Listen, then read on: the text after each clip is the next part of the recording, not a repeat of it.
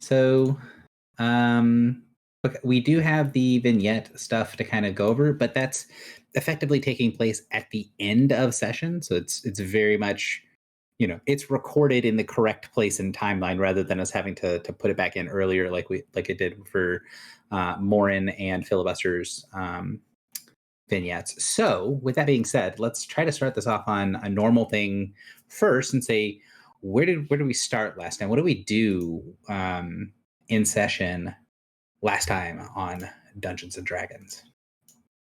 I'm gonna put you guys on the other map. We finished a combat and then we wandered for like the rest of the time. Oh no, there's an important thing at the beginning too.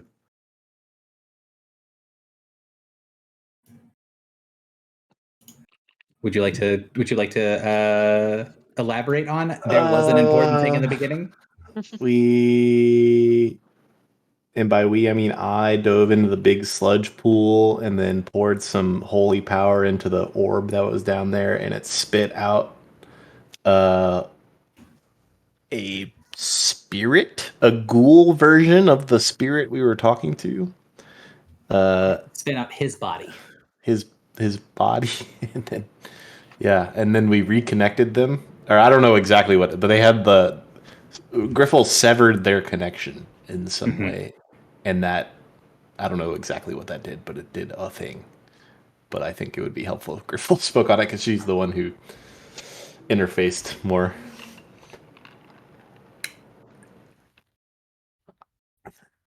So Griffle, I don't really remember what I did or why it worked.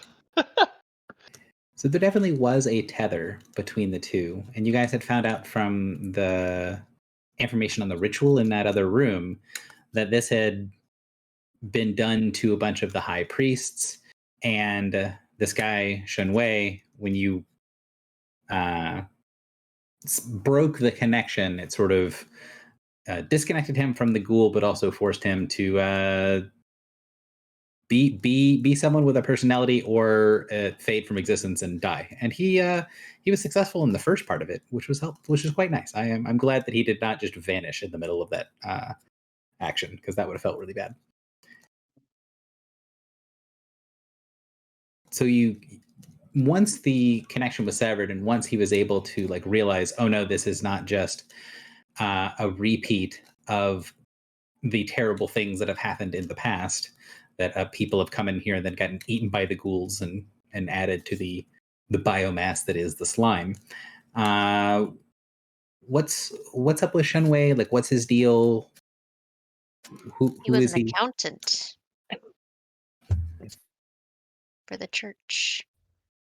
And then the adversary, Eureka, or someone like Eureka, came and did a ritual experiment to see if they could, like, I guess, create these ghoul things. I think that was the goal. Or maybe these were failed experiments, but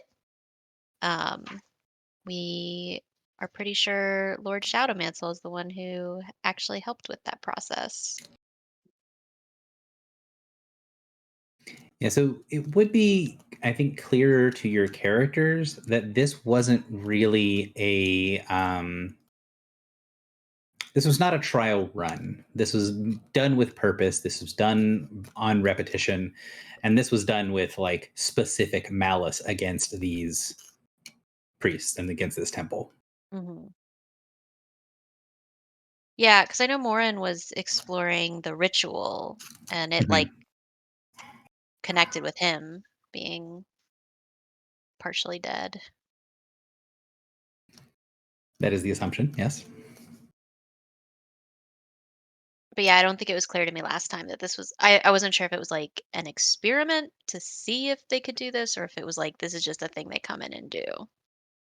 So the idea here, and what should the characters would be able to get as a takeaway, is like, this is a very specific, like, we're not just going to come and take over the temple and kill everyone.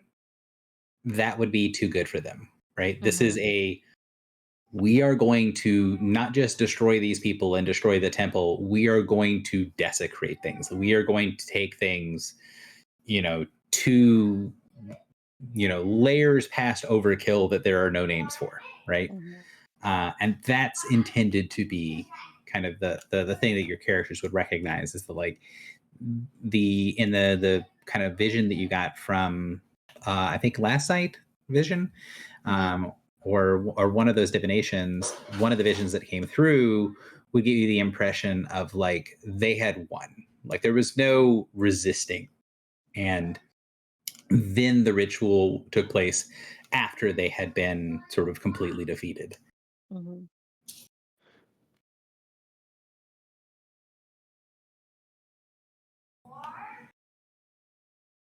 so you guys did a ritual. I want to say on Shunwei's body, but I don't actually remember what you did the ritual on. Yeah, I think it was history revealed on him. We got 3 visions.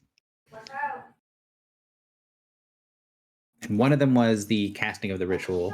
What were the other 2? Do you remember? One was his induction into the temple, which was heavily forbiddensed, so we couldn't really get much out of it. And then one was him being the top of his class in accountant school. Yeah, so one was his graduation, one was heavily messed up and difficult to understand, and then one was this ritual.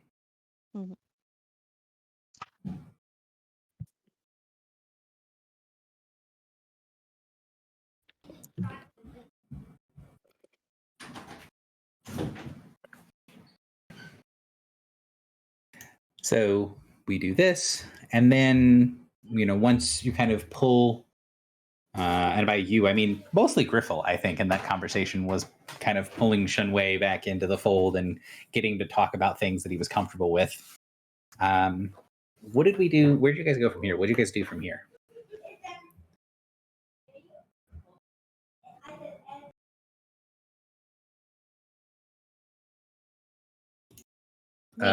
Somebody. We went to that door with a sunburst on it, and we couldn't open it.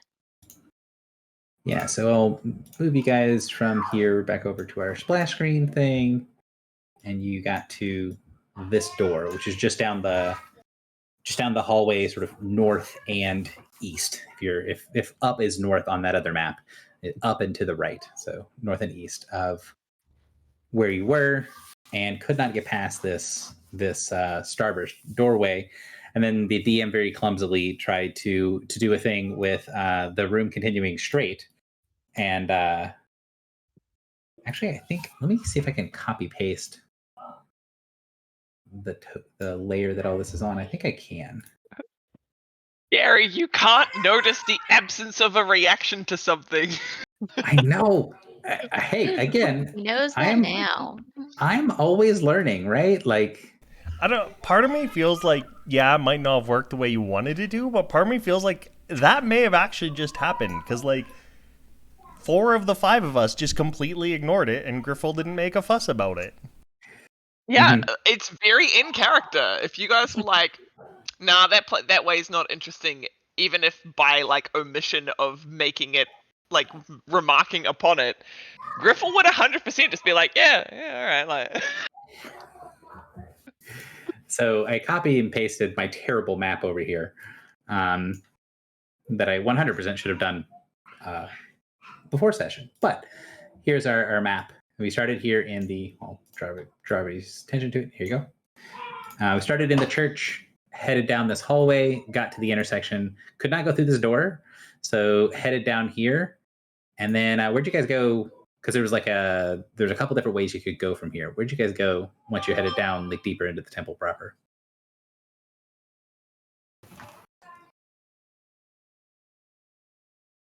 The viewing deck. There was like a tower. Yeah, the thing on the map labeled stair. There was a stair that went up. There was a big viewing deck, and you got something from up here. So there was a mid-level before you got to the view deck that you guys got something from in this area here. Oh, well, we went to the view deck and then we came back down to the conference room. Is that what you mean? Or yes. Okay. We got those 2 books, the Seelie and Unseelie Accords. Yes, got a copy of the Seelie and the Unseelie Accords. Which, when your characters have some time to sit down and like parse through them, I will give you summaries of the Accords.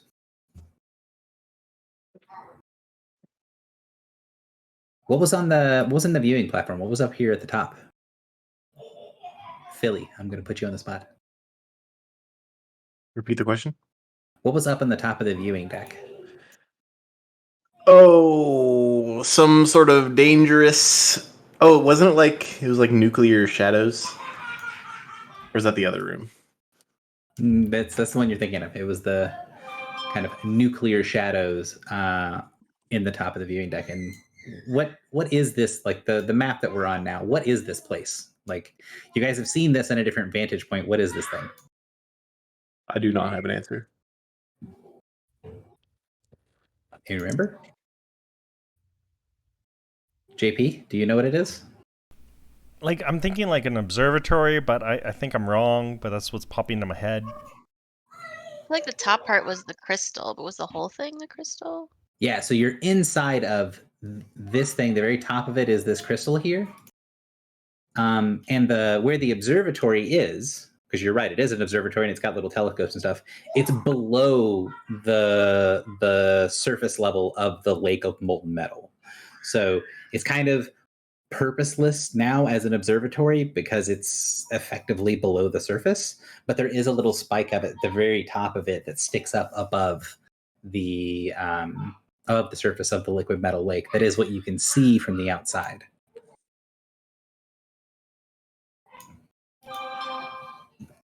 So this is the interior of what is below that little tier of the sun, below the giant crystal.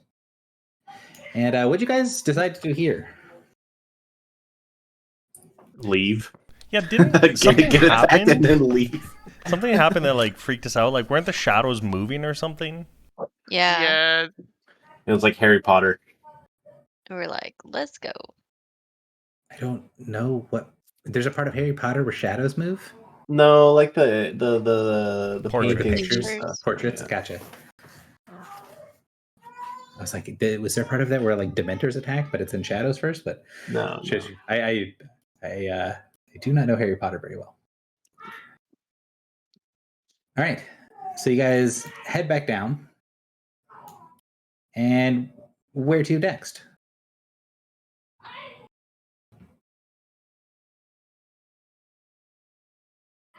So, I'm gonna put Kylie on the spot. You guys have two other big sections down here that are much bigger than what they're labeled on the map. But what was down these two ways? Or pick one, say what's down it. So I know we went to the cleric's quarters and the guest quarters. Oh, right. And there was that one room that was like perfect. And so we used the gem of seeing and saw a secret door.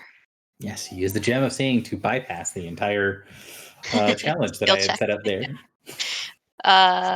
Which is great. I love, like, that's not me actually being salty. Like, I love it when it's like, oh shit, I forgot they had this cool ability, and yeah, no, you can totally just see right through it. I mean, we earned that. Oh no, That gem of seeing with our probably best role playing ever as a party. Delirious, tired role playing. Yeah. It just took 80 hours of D&D to get us there.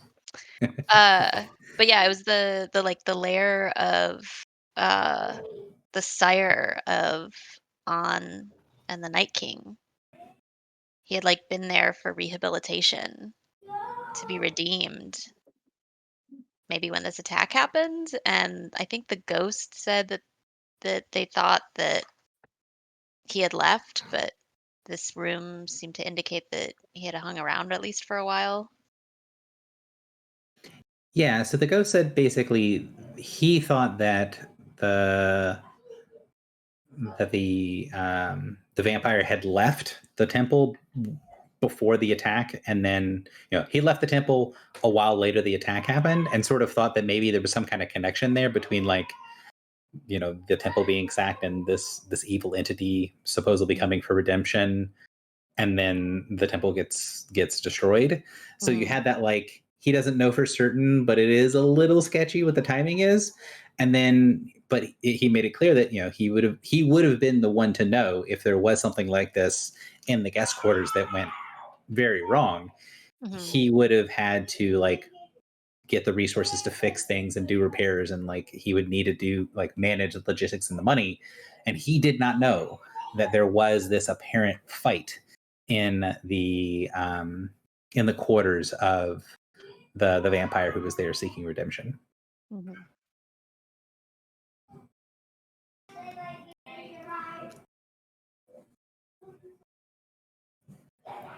So that happens, and then you guys kind of get to the point of going, well, I think we've explored everything, and then come back to the door and come back to the alcove.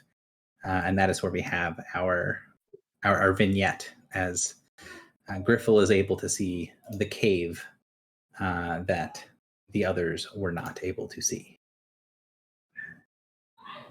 Anything else before we kind of say, cool, that is a summary from that session, and go on to having a little bit of a description of the vignette and then moving forward from there?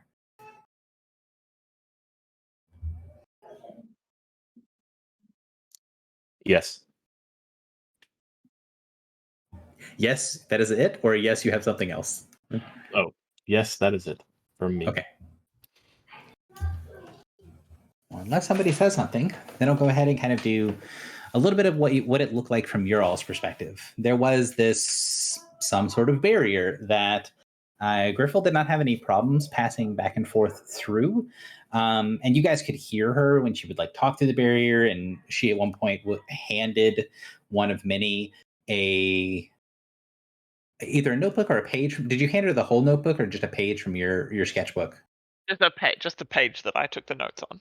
Gotcha. So, you guys know that she's there and she's okay. But she hands this page full of notes to one of many about what's going on. And then she goes radio silent for quite a while.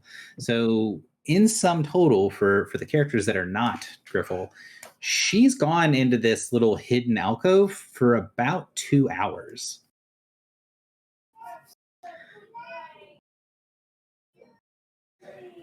For what it's worth, for the perspective of Griffel, that means that it's the time doesn't quite match up, right? You feel like you were gone for maybe 45 minutes to an hour.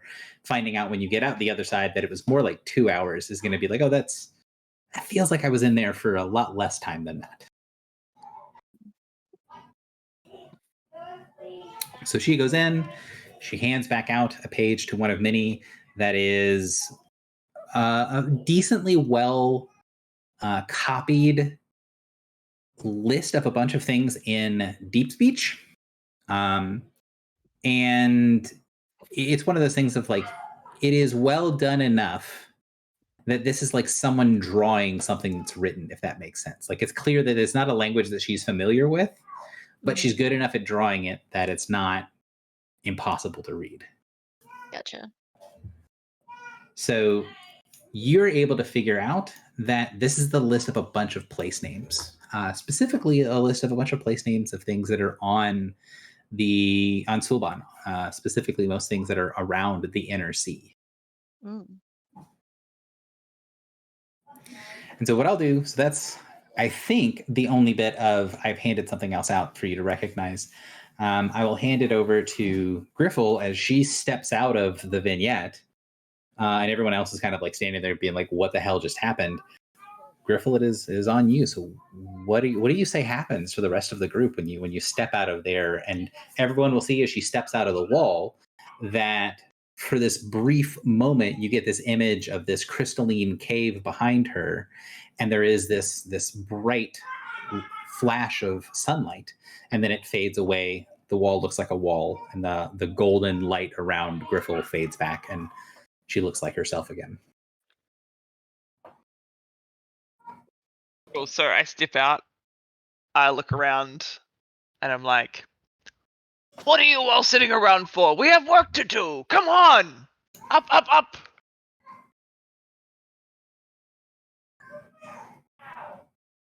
So at this point, I've received a page that Griffel has given me that's like, these are the trials. I'm doing them. Everything's fine. I don't think Oh so. No. no! What was So the what was the page? okay, that's right, because you Sorry. haven't watched the vignette. Okay, Yeah. so what you will have is essentially would one recognize the location? She knows deep speech, and she'd be able to figure it out after a couple of names are on the Yeah. list.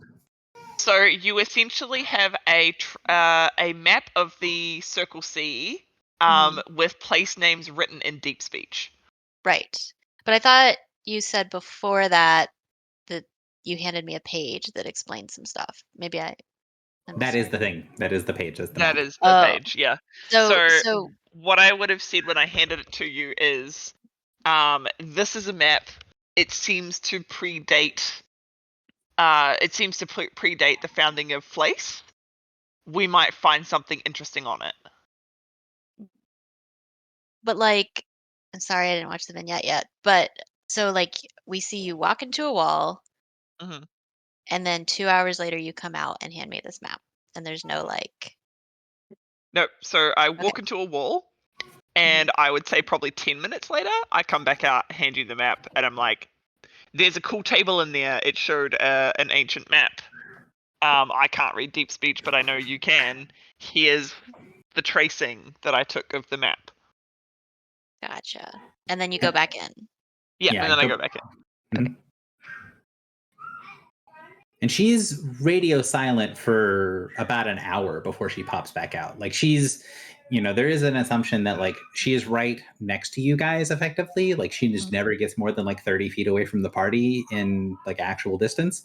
So if there is like a, hey, are you still okay in there type moment, she would have said something up until the final hour of the thing, right before she steps back out, where she goes completely silent. Gotcha.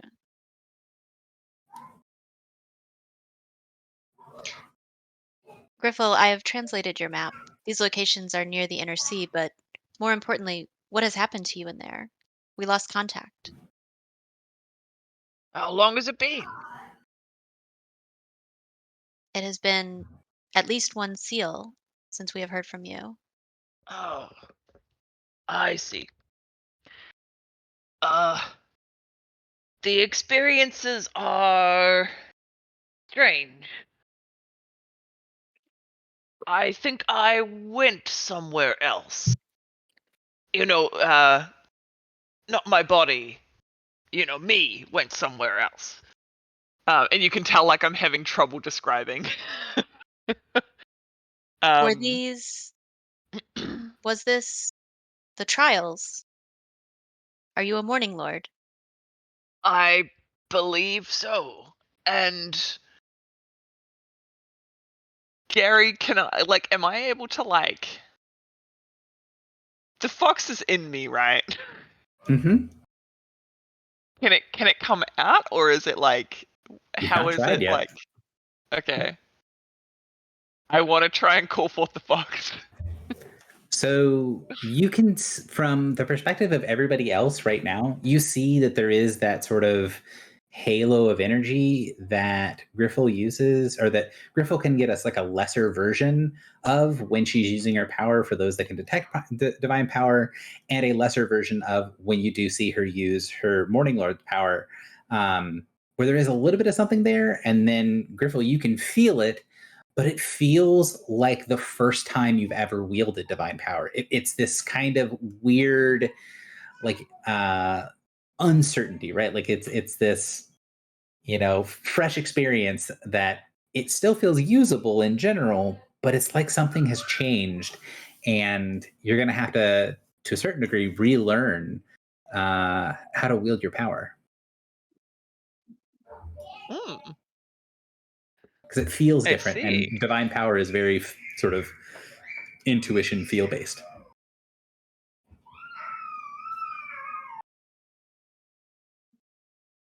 Does anyone see any part of this? Is it just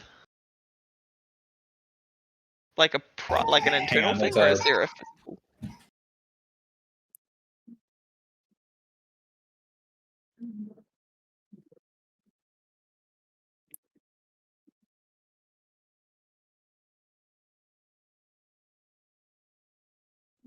Sorry.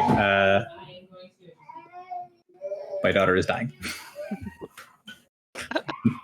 Being told it's bedtime and is very unhappy about it. Brain. I totally lost my train of thought there. Oh yeah, so it is very feel based. I think you asked me something. Is it? So it's very intuition based. I Yes. think is what you said. Mhm. What I'm wondering is like, is there any physical manifestation of it? There is a very slight, but not what you expected. You kind of expected that it still to be its own separate thing, but it doesn't seem to be something you can use at the moment.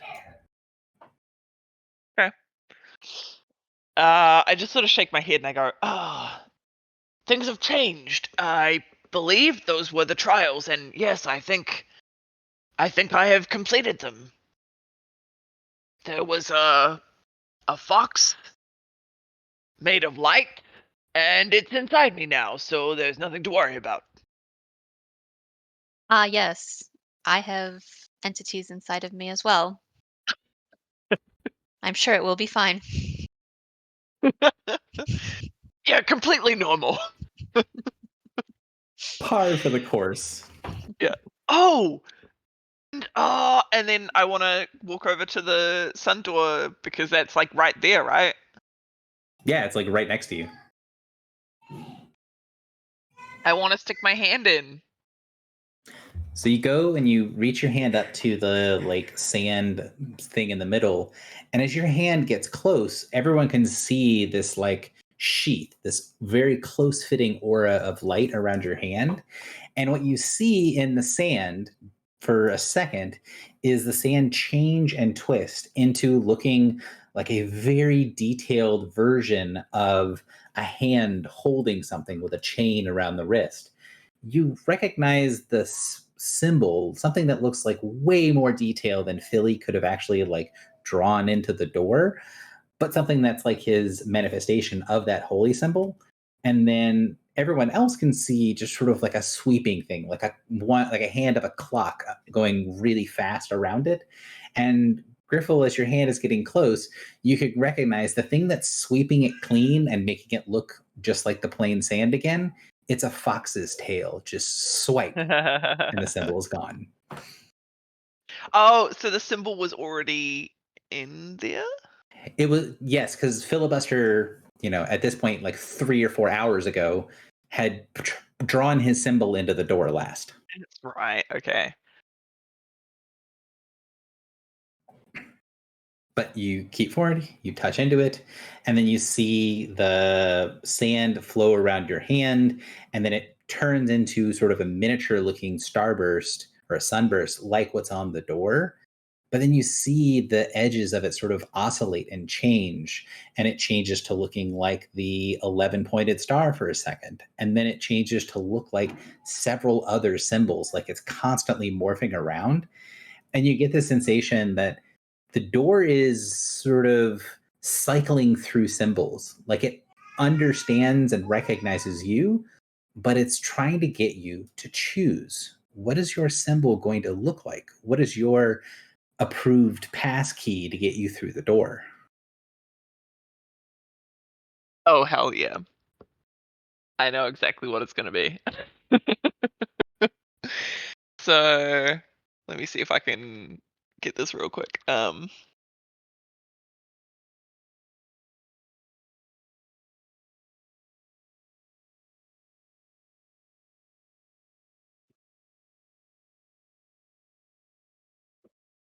right. Google did not immediately deliver me something satisfactory.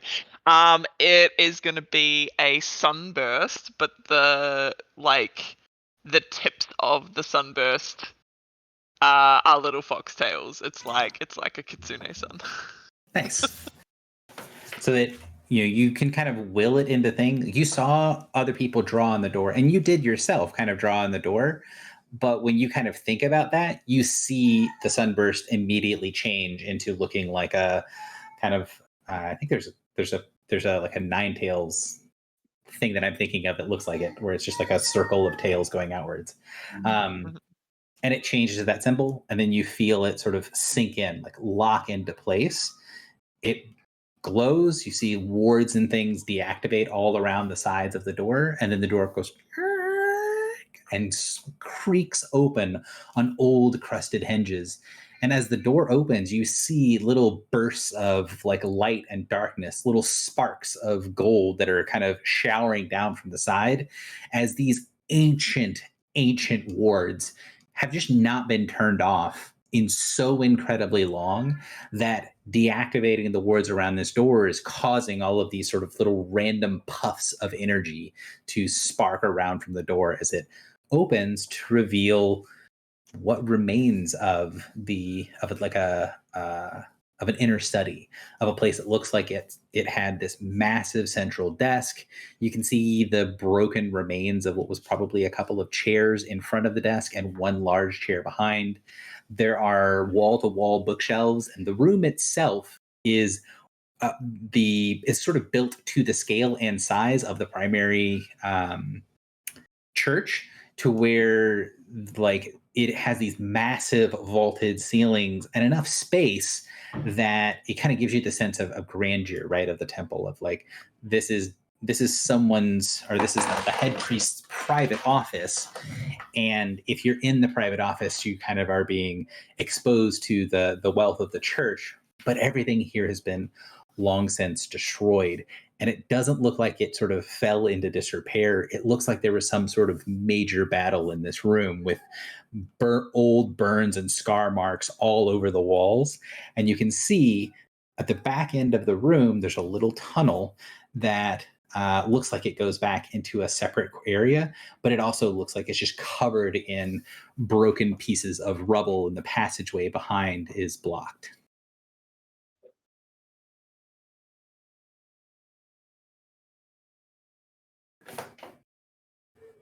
Does the battle look similar to the battle with the vampire? It looks similarly old, but very different. The battle with the vampire was mostly like claw marks and like weird signs of some sort of magic being used that like ate big chunks of the stone out. This looks like there's big sections of the walls that have that sort of burned out look that you've seen when you've seen names and representations and places where the images of the former gods used to be. And the bookshelves have been broken apart in a battle that kind of looks like it might have been, equivalently violent to the one in the vampires' rooms, but definitely more of a sorcery battle than a physical battle. Okay. I do a little praise the sun. So I assume Griffle is the first one in. Yeah, why not? So when you cross the threshold, there is that like sense of like walking through a curtain of power. It is open, but you get this strange sensation of like beads of energy washing across your skin as the remains of the wards fail and falter. And as that happens, you see that there is a shadow of something in the center of the room that looks like it's coalescing. And just below the shadow, there is a little flickering, sparking sunburst. It looks like something trying to ignite, but it's just shedding these golden sparks.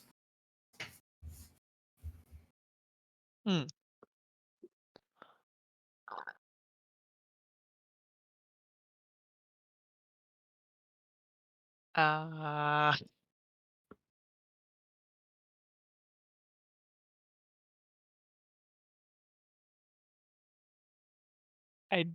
don't want to touch any of this.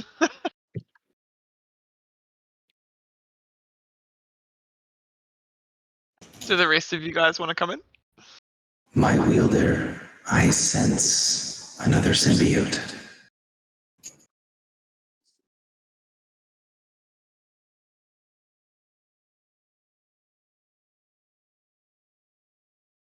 I don't know if that actually went through. It did. It did. I'm confused. Is it the helm? Mm-hmm. Oh. And has it referred to anything before now as the symbiote? It's the the mortal side of the bonding between one of them and a mortal. So you would be considered a symbiote. I do not understand that explanation. I am a big dum-dum. So the helm and the shard creatures, they bond themselves, or they work with a flesh creature. They work with a mortal in a symbiotic relationship. And so it refers to whoever bonds with one of these shards as a symbiote. And it's saying it senses the presence of another one. So something like you. Oh. Something that has previously been bonded to a symbiote.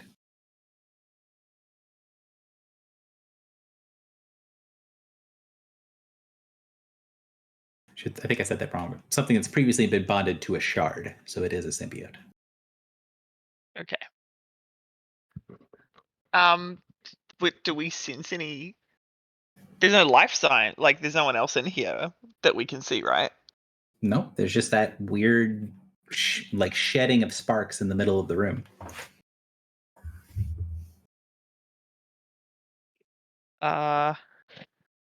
This is all new. Could he be referring to the fox in you now? I think it would have said that the moment I put it back on, instead of just, if it was the fox, it would have. It would have had time to say something about it before now, and it didn't. Yeah. Okay. Okay, yeah, I didn't know the time frame, so I was curious. Okay. Wait, sorry. Could only Griffle hear that voice? Everyone heard it. And you heard it through the psionic link. I guess technically it would have been just Griffle and then one would have had the option to pass it along to the group, but I'm always making the assumption that unless you tell me otherwise, that you do pass things along. Yeah. Yes. Okay.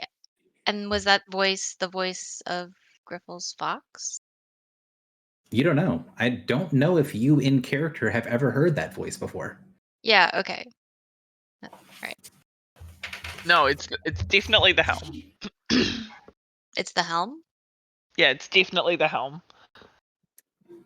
Okay. But in character I would not have known that. In character, you'd have been like, that was a weird thing. It came from Griffle, but didn't sound like Griffle. And it was clearly a psionic communication. Gotcha. So then I think before broadcasting that to the group, I would look at Griffle and say, what is that? Oh, that's just the crystal helmet. We've been chatting a lot more recently. I see. And what is the symbiote that it refers to?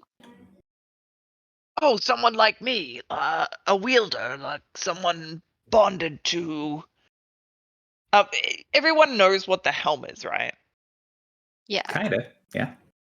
Well, we've Kind of, okay. it was personified in that one fight, and we fought Mhm. with it, right? And we talked to it. Yes. So in the one fight that you fought with the helm, it sort of temporarily bonded itself to a symbiote and killed them. Yes. But it also didn't sound like that. Correct. Because it was speaking with the voice of the person that it bonded to. Ah, okay.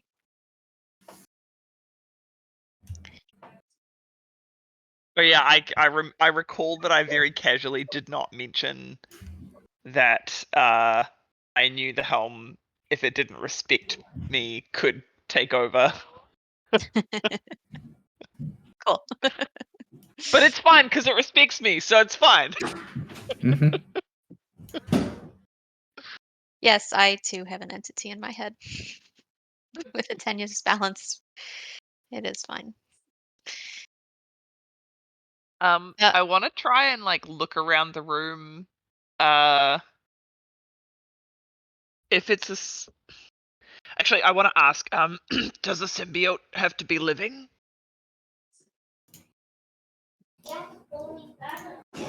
This distinction that you make between living and dead is a distinction I'm only now starting to understand, and now that I'm able to access more memories of my kind and of my kind that are bonded to your kind.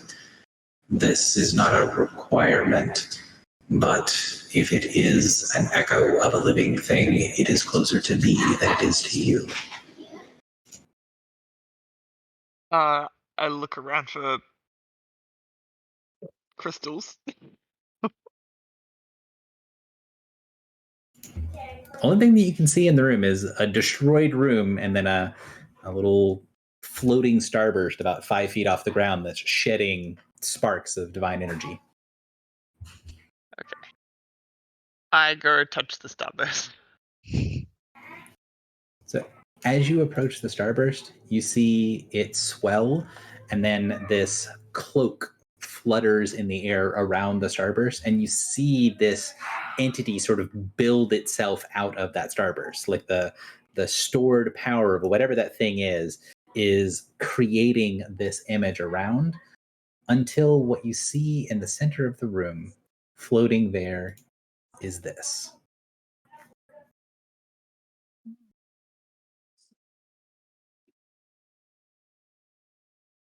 What is that face? That is actually a very accurate representation of what this face looks like.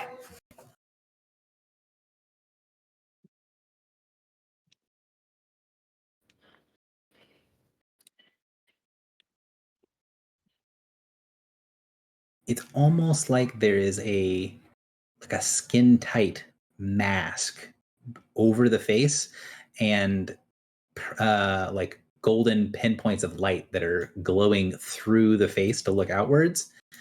But the mask that's there, when you pay attention to it, it looks eerily like a star shadow.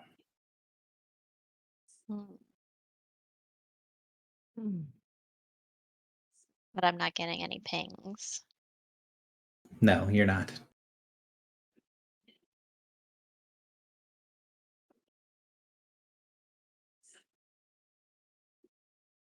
It's So like there's nothing that tells us that there wouldn't be a quote unquote star shadow of the what we perceive as good guys right now, right?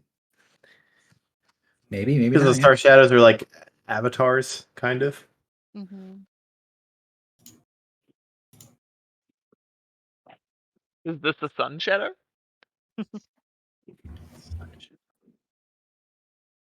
So you go close to it, you see this sort of thing appear around, and then those little pinpoints that kind of look like they would be eyes focus on you. And you see it sort of floating in the middle. There's a weird sort of fluttering around it, like it's off the ground by a couple of feet, and it's like it's got this big billowing cloak that's fluttering in an unseen wind. I would say that one of many, you'd be able to easily recognize the robe that it's wearing. Mm-hmm. Looks like the robe that you saw in the vision of what the other like high clerics were wearing. Oh, and the history revealed. Mm-hmm.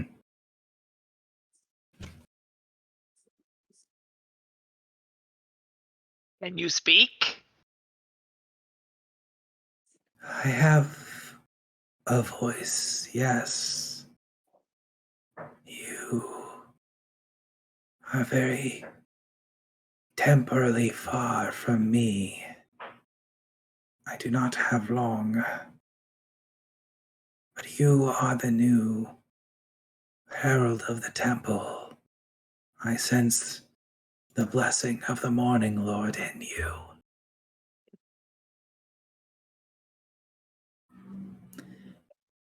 This is a question for Foxy, but I am trying to use a specific voice. Do you recognize the voice I'm using?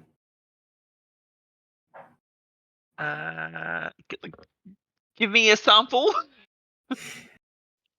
So it's this sort of like rasping whisper that you heard at the end of the vignette.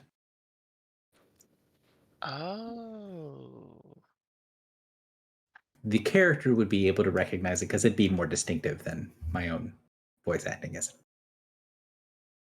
Is it the creature that's like Eureka, but the like redeemed? Yes.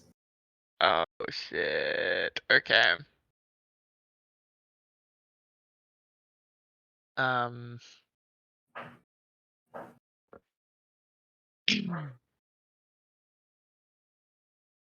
I have so many questions, but the most important one first, and then the others if there's time.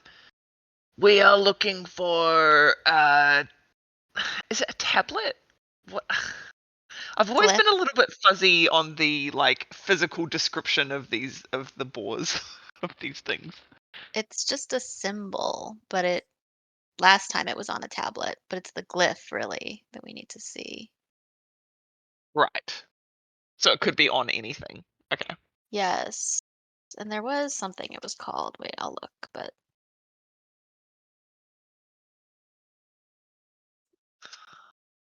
syllable of return. Ah, the syllable of return. Okay, yes. So we are looking for the syllable of return. Is it here? Do you know where it is? It was given to us as safekeeping, as a guard against the death of all things.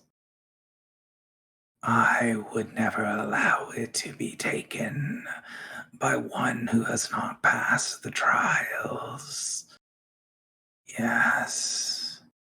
You see the thing sort of float and gesture, and you see the robe kind of distorts. Like it doesn't look like someone's arm in the robe. It just looks like the robe is gesturing.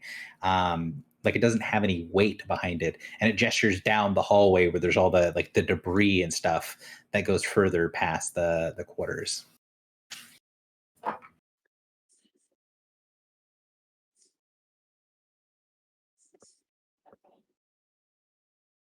Can you say that last again? I think I've misunderstood. So basically, it says, yes, it was left here as safekeeping, and I would have never allowed someone who did not pass the trials to go past me. So it's still there behind me. Oh, what okay. what he So said. we can go search for it. Mhm. Okay. Are you the is it the redeemed or the? The DM has said it incorrectly a couple of times as the Yeah, Redeemer. that's why I'm confused. But I will say that it is always me making a mistake. If I ever say Redeemer, it is always the Redeemed. Yeah, okay. Are you the redeemed? A pale echo of former glory. I wish I had been the first upon the path, but I follow in the light of the redeemed. When it says I follow, you see that sort of shadow mask that it's wearing distort, and this like necklace of tentacles and tendrils droop down from where the mask is. And then after a second, they dissipate and the mask goes back to looking more roughly humanoid. So he says, I'm not that one. I wish I was the first one to do it, but I did follow in that path.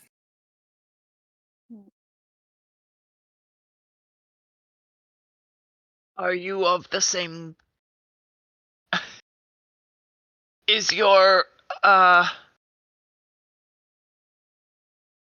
same kind creature? I don't know the correct, I don't want to offend. Yes. Before I was a believer, I was one of those with no voice. I was one that chose to dominate and consume minds. I have done many dark things, but it is this dying light where I am an echo of what the god of the sun was. I can be the redeemed. You see it trying to like focus on you, and then the sort of holy symbol, the burning sparks, which is this symbol right here, whereas that was the sparks in the middle of the room. You see it sputter and flutter like it's starting to fail, like a short circuiting electrical system. Is this an indication of we have limited time? Yes. You can tell Okay. that the spirit is starting to fail. Team, anything in particular we want to ask? I have one more question in mind, but does anyone want to ask anything? I mean, so many, of course, but go ahead.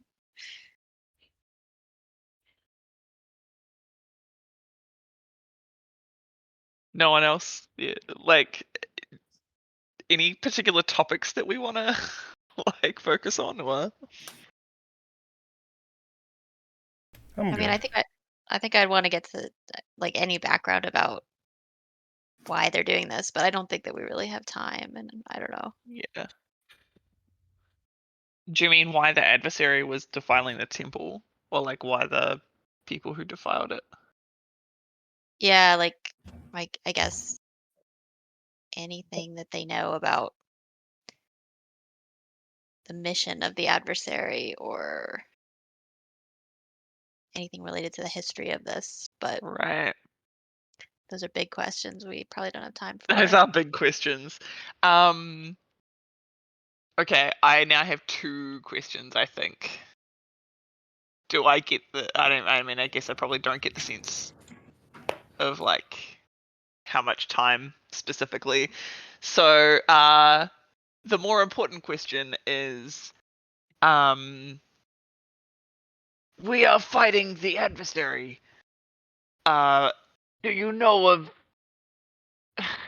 how do I want to ask this? It's like, do you know of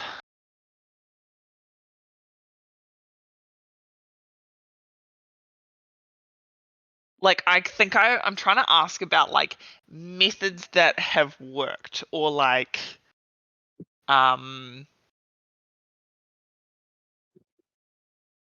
Like tactics we like might use in the fight. yeah, like what like what tactics, like what should we do next basically.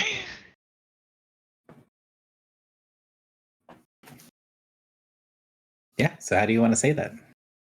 um well, I mean, yeah, probably tactics is the word I would use. Like we're fighting the adversary. What tactics have worked in the past? Do you know of any ways that we might prevail? The war was lost. Every battle lost. But there were three things my former masters feared above all else. Those that make real, the creatures that keep the bonds on reality, the courts of fairy. They were the ones to destroy and corrupt first. Then there were the wall makers, those that were the shards bound to me, the ones that showed me the path to light. And last, the greatest threat they felt they could fight not against, yet lives on.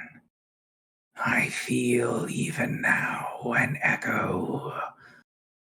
And then you see for a second that figure's face distorts again, and you see the lights in the eyes go out.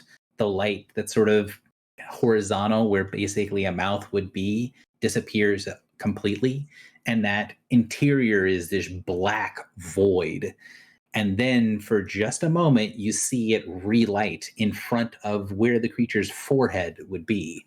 And there is this symbol and this sparking golden shower of light around what looks to be a glowing yellow gemstone. The crusade they feared above all. But it was not their fears that defeated them. It was belief. They cannot fight it. Not completely. So I'm not going to try to say more in that voice for a minute, but he says there are 3 things they feared: the Fae, the shards, and the Crusade. The Crusade.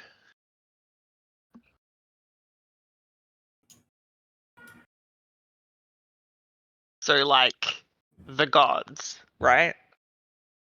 Divine power. The Crusade has been mentioned quite a few times over the history of the campaign.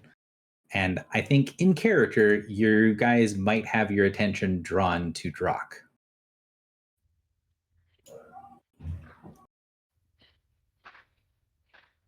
JP, Drak, Yeah, what is the Crusade? I'm drawing a blank.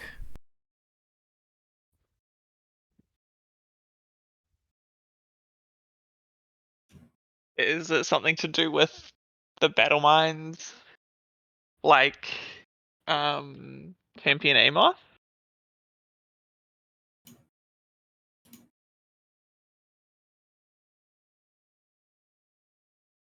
I mean, my short answer is yes. But I was kind of hoping that JP would speak up. I'm so bad with names. That name's not even ringing a bell. I'm sorry. Like, there's so many names in the It's campaign that I just can't track. It's the Is it like what Aegis is doing? That feels no, too... it's the, like, you got information from Arn about the last remaining battle mind. And There was also a time where you got a crystal on your head and were able to fight with those powers. That's right. Is this ringing any more of a bell, Drak? I mean, that fight is vaguely, but yeah, no, not really. Sorry. When I was in your body. I remember that. Oh, right, yeah. You fought with the power. I fought with the power. But I don't remember the word, honestly, Gary, I don't remember the word crusade like ever being said. So it's said a few times. Another place that it was said was in the vaults, where you went in and there was a bunch of like imps and things gathered around. We were trying to break into the vaults in the Fae place, and they were talking back and forth. And one of them said, like, they stopped in the middle of maybe talking about that thing and said, "Kill that one. That one's a crusader." And then the boss of them said, "No, the crusade is ended. They all die." And that started one of the big fights in the vaults. It's had a few times over the course of the campaign. Okay. Never pinged for me. I apologize. All good. That's Okay. I was trying to see if I could find the Sphinx handout because I'm almost positive it's on there. Here we go.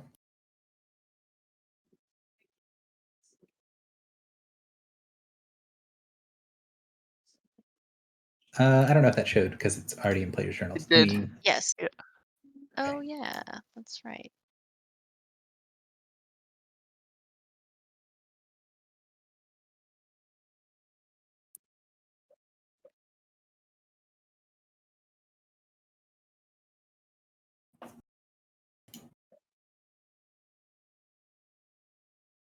And I'm trying to see if I can find the other thing from the vault.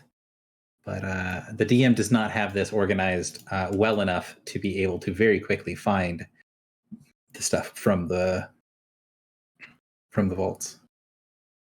So what I remember from this was, I think it was when I used Summer's power, the gem, like something in Drak was like, you could feel this gem able to surface. Yeah, so basically the idea was that Drak, the way that his psionics work is all inwardly focused. He's always, for lack of better terms, he's focused on changing himself to do different things rather than the way you use psionics, which is very outwardly facing. And so you were able to notice something about the aura around him that was different and able to access something that he's probably eventually going to be able to do. But for lack of better terms, he's kind of oblivious. And so he didn't notice that he had the power sort of at his fingertips. But I think me, the player in the moment, thought it was related to the summer power. Is that Mhm. wrong? No, Okay. I don't think it's wrong. Okay.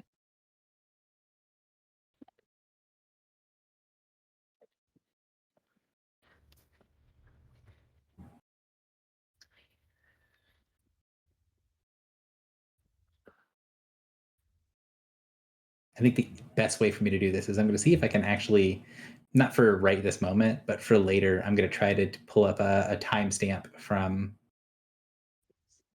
the video of going into the vaults and seeing stuff. So hopefully it'll feel a little bit less just sort of out of left field. But we'll see. I mean, I believe you. It was probably mentioned. It was probably just glossed over in our brains because of everything else happening. Mhm. There's a lot of stuff in the campaign. I don't expect everyone to remember what happened. What looks to be like, literally a year and a half ago.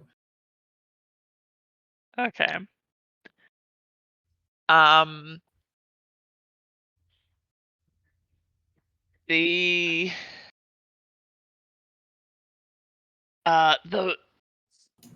the man who directed the attack. Who was he? So you see the kind of sparks of the thing starting to fade.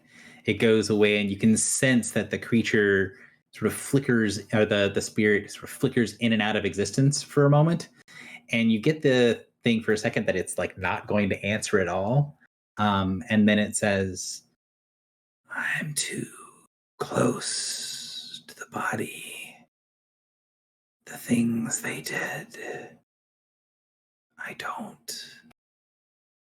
You can see that sort of hazy look that Shun Wei kind of got, where when you kind of asked him about things that were directly forbidden, it was having a real struggle with it.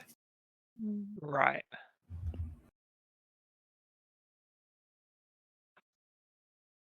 You're pretty certain that this is some sort of remnant of one of the ones that had the stuff done to them in the main chamber.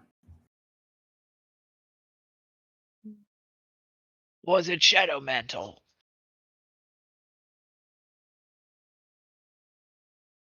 There is this kind of flicker back and forth, and then it looks and says, it was the greatest necromancer that has ever lived.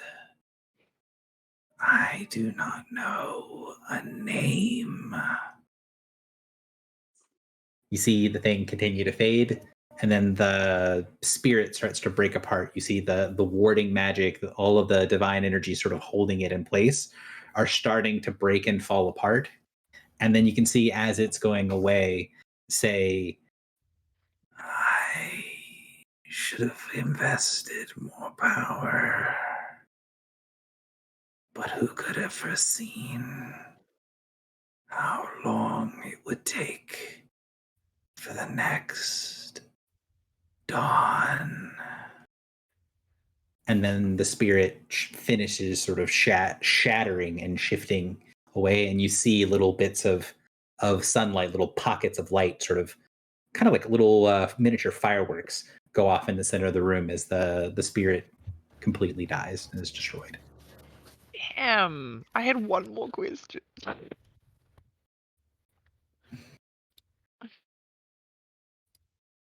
wanted to see if you could tell me the name of my new god.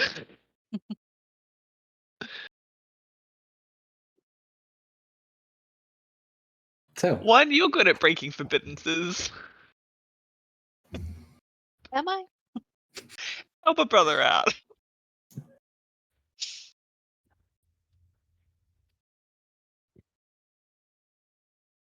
So the spirit is gone. The echo of the redeemed is gone. And now you are in this place that kind of looks a lot darker, even though it's not actually darker than other places in the temple, because you've just had this sort of sun spirit get destroyed. It feels much darker than other places in the temple.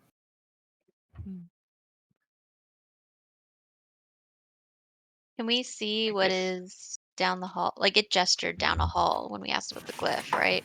Yeah, and there's basically just big chunks of what looks to be like one or more bookshelves that have been broken and collapsed and are in the hallway. You don't get the impression that there's an actual barrier, but you would need to kind of like push your way through, if that makes sense. Like you don't think you're going to be unable to go down the hallway. It's just going to take effort to go down the hallway.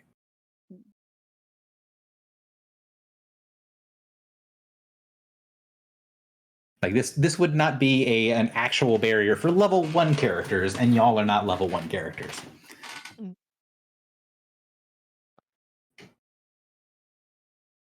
Is there anything else that you'd want to do here before you kind of continue on down the hallway that the Sun Spirit gestured down?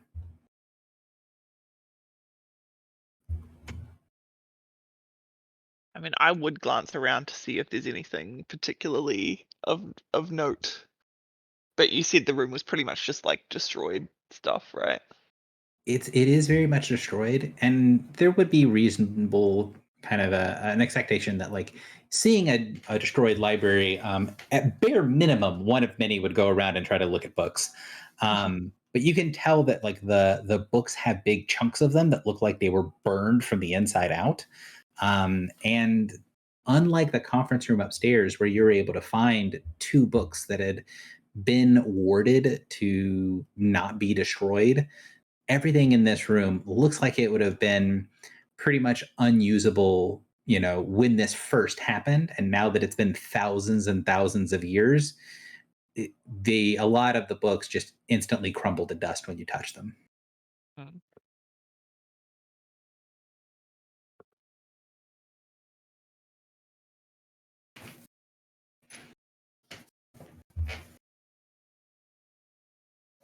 What is Filibuster doing in here? I have not heard much from Michael today.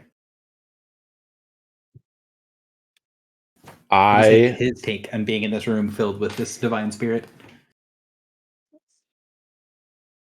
I do not have anything in my brain currently. Okay. Well, so you guys take a second, look through, kind of. Your characters are sort of somewhat expect the similar look of the conference before, but since you did find 2 books in the conference rooms, it is worth taking the time to kind of actually look and make sure the books do actually fall apart. But when you do get some time to kind of push through the back of the room, the hallway wasn't blocked so much as like someone basically picked up, or maybe a couple of bookshelves fell into the hallway, and so it was partially blocked. And beyond is obviously the reliquary. The interior of the reliquary of the temple has display cases. It doesn't look the same as the vault back in Tantarus, but it has the same sort of vibe where the things here are they're not just stored, they're stored in a way that is kind of that has presentation to it. But there's so many things in the room that also show signs of being burned away, like holy symbols and religious iconography. You see a couple of places where it looks like there were recesses for either altars or portraits or things like that, where so much of this room has been just burned away that it looks almost as destroyed as what was outside of here. However, there are 2 things that look like they're still basically intact. One of which, laying against a back wall, starts to glow as you enter the room. As you come in, you sense a little bit of divine energy sort of streak across the room and sink into a tablet against the far wall. An old piece of stone that doesn't look special. Many of the other things around the room, even though their icons and like images and stuff have been destroyed, they're made of precious materials. There's pieces of silver and gold and other sorts of precious metals. There's rubies and diamonds and sapphires. There's bits and pieces of jewelry that look like they have value even now, after many of the items have had much or all of their purpose destroyed. But this very plain looking stone, now glowing with golden light as you guys enter the room, if it wasn't glowing gold, it would just look like a plain tablet, a plain piece of stone. The second thing that you'll notice, that while it doesn't draw the eyes in the same way as everything else, it does definitely feel very specific. A medallion sits on a little display stand. It looks completely intact.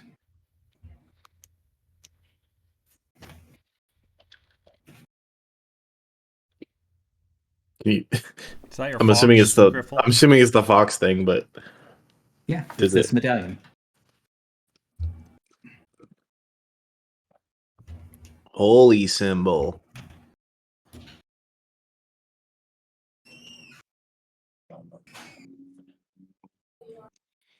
Is Foxy here? Shit, I was muted. Damn it! No, I was like, man, I was expecting Foxy to have some sort of reaction to this, but I definitely did. I went, ooh. I take it. I take it.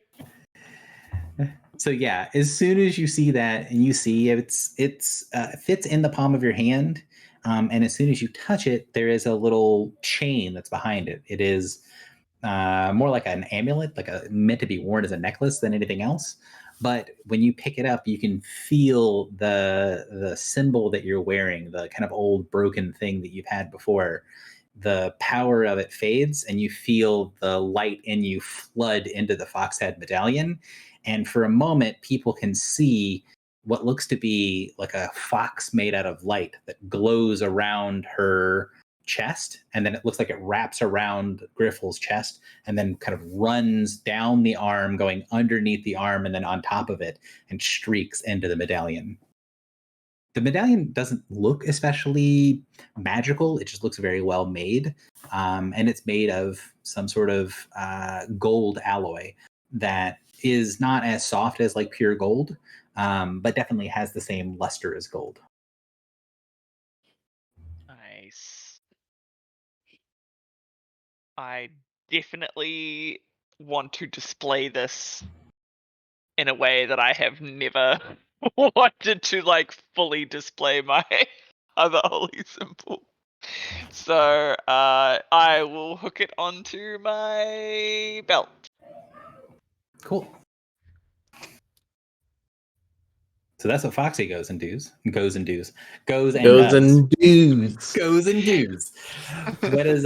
other people do in the reliquary? Because I mean, while I am only showing two things here, as you can sort of see in the background of the Fox picture, that the shelves are completely full with like artifacts and things like that, but nothing in here seems to have the sort of potent aura of power that the Foxhead medallion and the tablet at the back do. I would like to specifically prevent one of many from touching the stone tablet.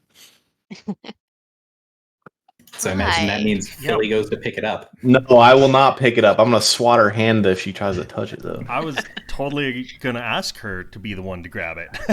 Why? Why does she have to be the one to commit the chaotic choices? Someone in the group has to do it, and one is taking that role. I mean, no one's gonna get in trouble for picking this one up. No, of course not. I will pick it up, in fact. So you kind of see the group arguing or kind of pushing back against one of many being the one to pick it up. And then Griffle goes and grabs it. Yep. So when you grab the thing, you see that the center of it looks kind of that sandy look. Like, it doesn't look like the color of sand, but it's like the stone has been turned into sand. So it still has that same very dark gray tint to it, but it's like it's turned into these tiny little sand-sized pieces, and it flows away, and you see what's left behind is a symbol. Whoop, that totally went behind the picture. That is not where I want you to be.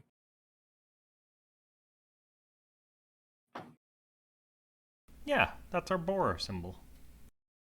Is it? It definitely looks similar to the ones we've had in the past, so I would say that's our thing. This one doesn't have any special thing that's sort of stopping it from functioning. You get the impression that this is what all of them are supposed to be like, where it's kept in a safe place, but it doesn't have like the traps and other sorts of things about it. This one looks like it was legitimately held in safekeeping and doesn't have anything that would prevent you from being able to use it. We take it. Cool. You've got the artifact. You have the symbol that you need to continue on. Hooray! Wonderful. But Gary, there's still 2 blank spaces on the board. Mm-hmm.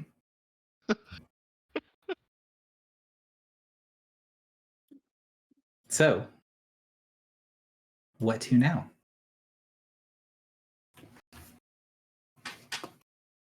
I would like to specifically go to this blank space here.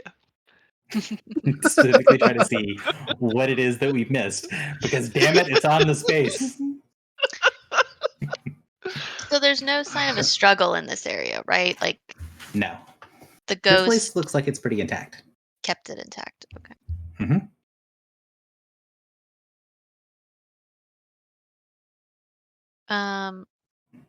Well, yeah, I think while these guys are checking out the tablet, I would just be looking through artifacts for anything interesting.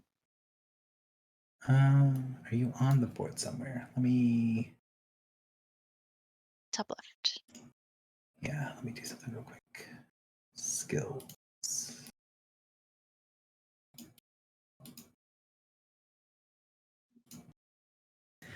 So while like you're kind of like perusing the artifacts, you're looking through things and kind of getting an idea of what is here.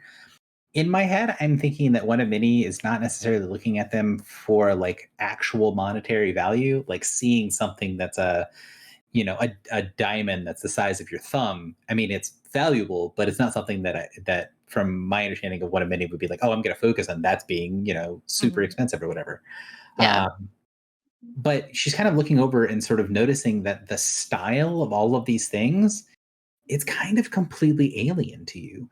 You've seen tons of jewelry and art objects, and there's like a little like miniature chandelier in here. Like there is this sense of all of these were like important relics of things, but there's a cultural context that's just completely vacant. It's completely missing. Like it doesn't look like a culture that you've been exposed to before. All of this stuff looks like it is maybe so old that nobody remembers what this was like.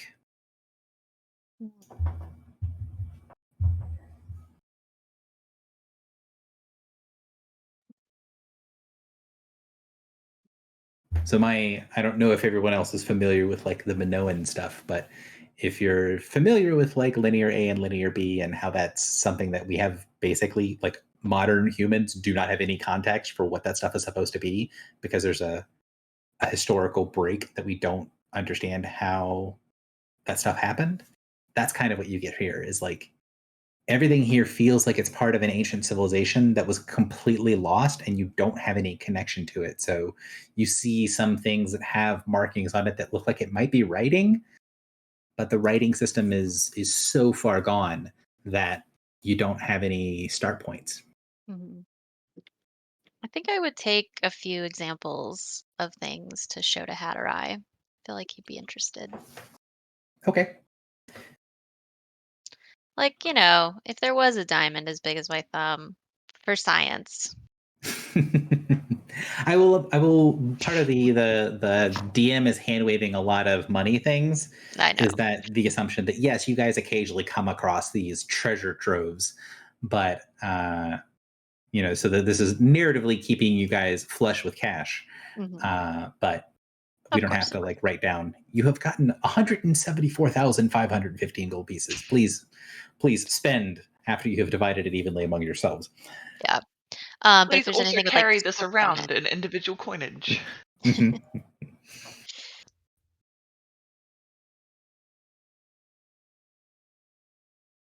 Sorry, go ahead. You were going to say something, One. Oh, just like if there's anything with scripts on it or, like I would take just like a few choice pieces of iconography kind of examples of. Taking things with a sort of an anthropological eye rather than a Yeah. what can I pawn? Mhm. Is there anything that that Drock or Filibuster would be doing in this room in particular? Would I be able to? Because I think I've already. I don't know time wise. It's been like 4 sessions, but I think we haven't really done a day, so I can't use summer power again. Correct. But would I be able to sense anything with summer power? It's not something I think I tend to do, but I think I'd try. So I don't think technically you have the ability to do it. I haven't looked at your character sheet in a while, but you need to have training in nature to sense primal power, and I don't think you're trained in nature. No, don't think so. Oh, I'll double check. I am. I could assist. Yeah, I mean, like Drock could say, "Hey, I'm trying to do this," and then as he flubs at it, then have one help out. That sounds about exactly what would happen. Don't worry your pretty little head. Is this room sort of loaded with religious things? Yeah, although you can tell that where there was a lot of religious iconography, there's just scorch marks that remain. Like you guys have seen several indications of very direct, either the name of the god or like an image or portrait or thing like that, or even like a common epithet of the gods. When they were destroyed, they were all those representations of them were also destroyed. And what about? Okay, so two things. Would there be iconography for Bedvir's god anywhere?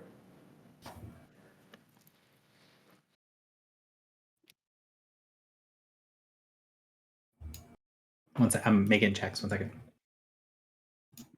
I'm generating an image. I know the answer to the question. I don't know if you would recognize the answer to the question. That's what I'm trying to check on right now. So, with the knowledge that I know you do have rerolls and stuff, if you had a reroll or had a multiple roll, and we're gonna make a knowledge check, would you try to roll multiple times or use a reroll? Or What's? Let me check Ghost of the Past. I think Ghost of the Past is also skill checks. Well, it depends on what you're rolling. It's religion. This is a knowledge religion check. This is a hidden religion check I'm trying to make. Okay. There's some like weird stuff with like I get a free, but I think it's only history. I think it is also only history. Yeah. But I technically haven't used it this time. Yeah, I mean, I can also make it as a free history because it's not. This is the first time you use the Guidance of Past Power to make a history check during an encounter. You do not expend. Okay. So what I'll say is that you use that in order to get a check, and it does take you a little while of looking around, but you do find a thing that is 6, or actually this one would be 5 interlocked spears. So it's sort of a fanning of 5 spears. The icon that Bedivere uses has 6 spears, but you do find one that has 5 spears, and the iconography looks different than what you've seen him use before. It is reasonably close from that sort of like maybe times have changed, or maybe this is made for some reason with 5 spears instead of 6. But you do find something that's pretty close to Bedivere's holy symbol as part of one of the reliefs on this set of candles, where there's again 5 candles or 5 like candle holders, and then in the center of it there's a thing that shows 5 spears. Just like candle holders. Yeah, seems to be a candle holder. Nothing else. It, would you like pick it up and kind of like investigate it? Is that the plan? Yeah. I would say that holding it, there is this sort of hum of power around it, where it doesn't feel like it's. I guess to say it's not like a wondrous item in that it has a specific use that you're familiar with, but it does have some sort of enchantment on it to keep it functioning and lustrous. And like when you pick it up, the dust of the room doesn't cling to it at all. It looks like it's just been polished. So it's not a magical item, but it has been magically preserved. That's a better way to say what I'm trying to say. It has been magically preserved. Are other objects like that as well? Or is this one a standout? I would say that you can see a couple of other things that have been similarly preserved, but this one is the only one that sort of piques your specific interest looking through it from the perspective of Bedvere. I wonder why that would be. I wonder if they share similar domains. Okay, the other question I had was, for any reason, would my symbol be in this room? Your symbol, like the orange, no, or is that okay? No, that is a modern symbol, and this is everything in this room is very, very ancient. I don't know if there's some weird fucky wucky shit going on. Fucky wucky timey wimey. Huh. Well, one step back. I'm just wrong. I thought I had looked at my notes from earlier today, and everything I just said is incorrect. The candlestick is actually a magical item. I thought it was one of the things that was preserved, but no, it is one of the things that can't be a magic item in this room. Gary documents every item in the room. So you can't tell what the thing does, but I had said it seemed like it was magically preserved, but it's not a magic item. It is a magic item, and it is magically preserved because it's a magic item. You see that it has some other purpose. Okay. Is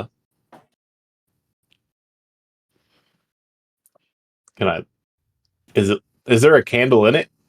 No, there's no candles in it. Okay. Can we take it with us? Yeah. Let's do that. I don't care. No one's using it.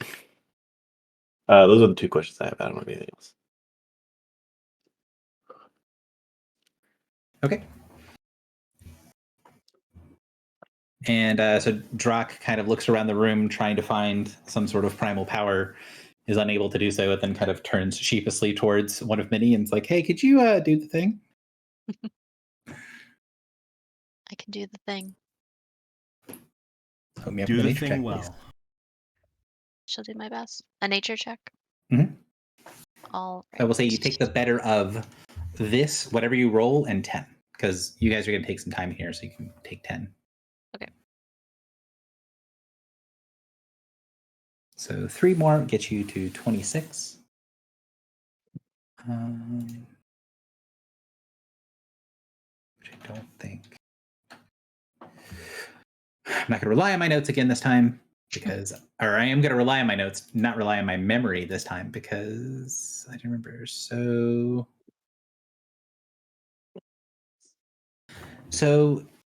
going around and looking at different things, there isn't anything in the room that sort of radiates primal power other than the tablet. The tablet does have a very distinctive primal power signature, and it would be something that even if it wasn't glowing, you'd be able to locate it relatively easy when you're this close to it.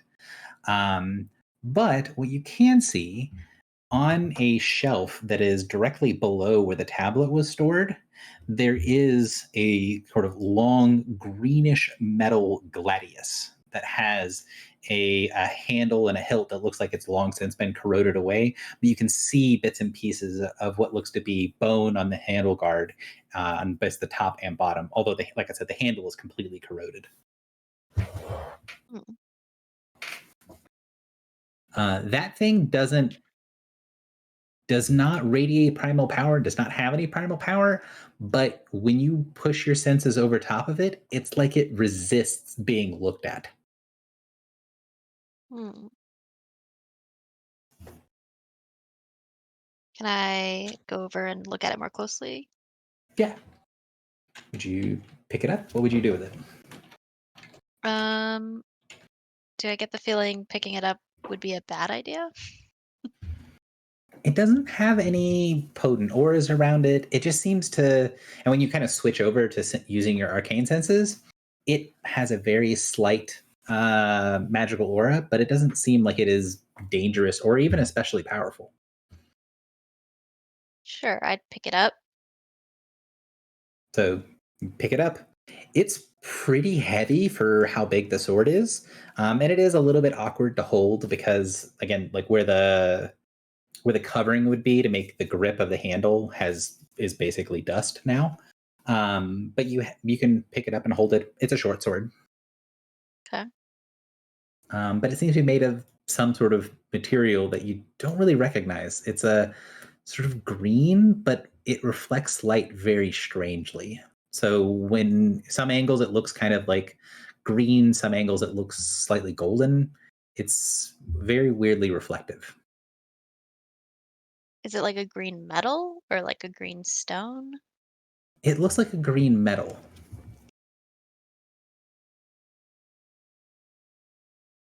Okay. I guess I would hand it to Drock.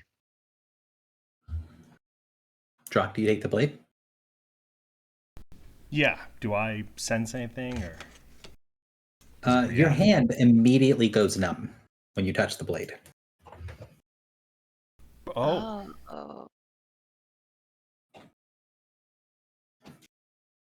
If I continue holding, does it like travel up the arm, Silver? or is it limited to the hand?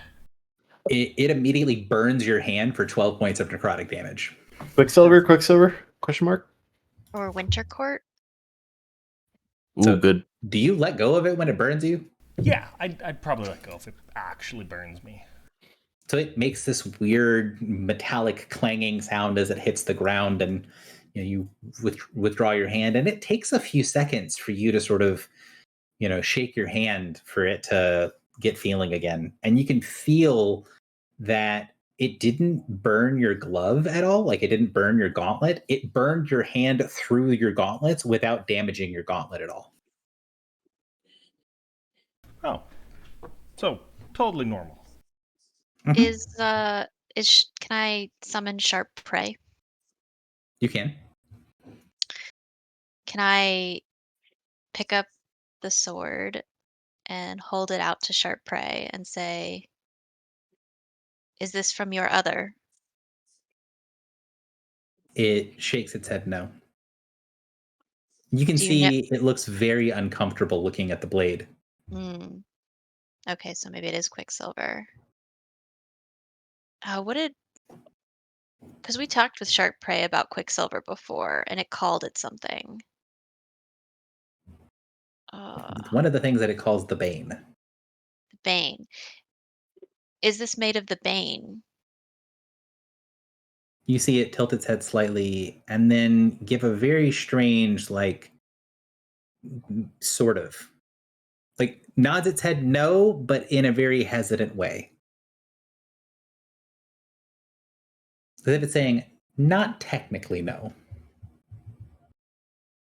But it is against your nature. It would harm you more than other swords. It nods, and as you're kind of turning it over and holding in your hand, you feel the little pulse of energy. You feel the arcane powers linking up with the weapon, and you can recognize that this thing is a +4 Fey Slaughter blade. Oh. Well, So all right then. The enchantment on it is Fey Slaughter, but the material of it is very weird, and you're not exactly sure what it does. I rolled the wrong damage against Drock, so I'm going to roll the correct damage. For less, right? For We'll see. less? We'll see if it's relevant. +4. 22. You take 10 more necrotic from the blade. You're making me sad, Carrie. Sorry. I mean, you started this line of exploration. 4d6. I was looking for summer power. This is clearly not summer power and hurt me.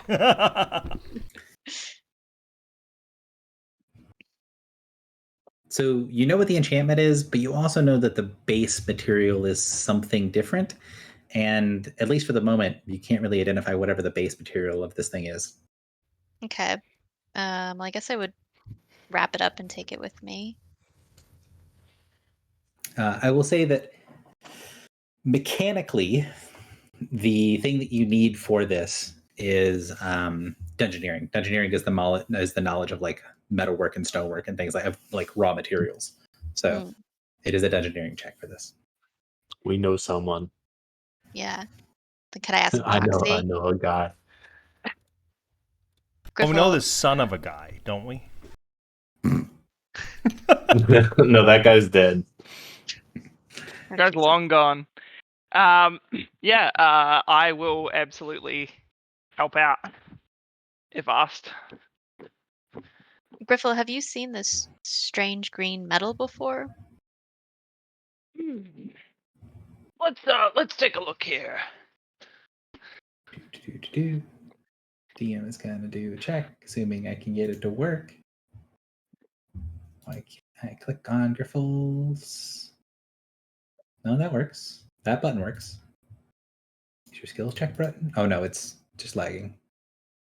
Like, is your button broken? No, lag. Hey? So it takes a minute of like turning it over and looking at it, and then you actually like take your finger and run it along the like grooves in the gladius, and you see little flecks of green come away, like a corrosion on the outside. You're pretty certain that this is a metal that's an alloy of a few different metals. But most specifically, it looks like it's some sort of, it's got a pretty high silver content. So you guys have seen what tarnished silver looks like. That's what the green coloration on this is. So it's got, actually 29. Yeah. So it's some sort of silver combination, probably silver iron and something else that's giving it a strange glossy look. I scratch my butt crack and go, well, there's your problem.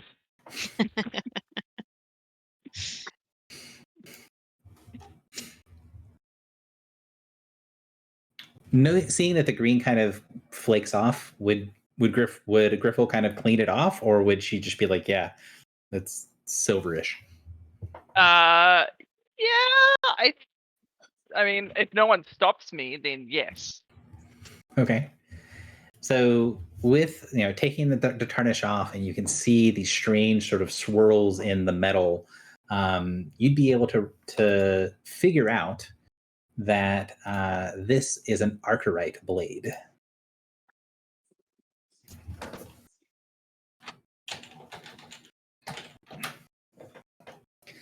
Archerite being an alloy that is primarily silver and mercury.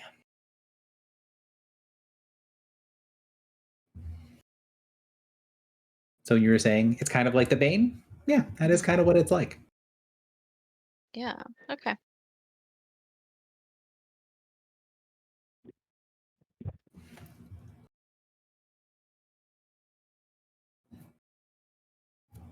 All right. Yeah. Anything else you guys want to do in the reliquary? I would do a quick little like search for any eyes of the Watcher that might have made their way out here. I would have brought that up earlier, but no, not in here. Okay.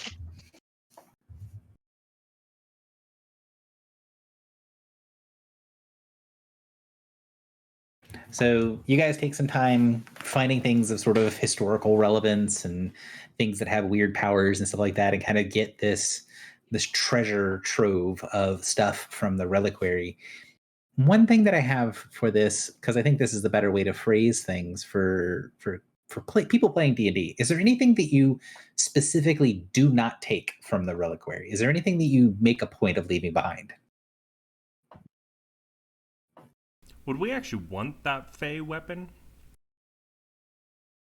I mean, if only to keep it out of the hands of somebody else. It is very, very valuable, but it's also pretty dangerous and deadly to Fey.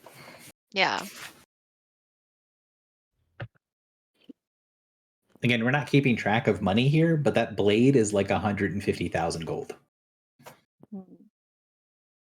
But I don't think we could sell it in good conscience.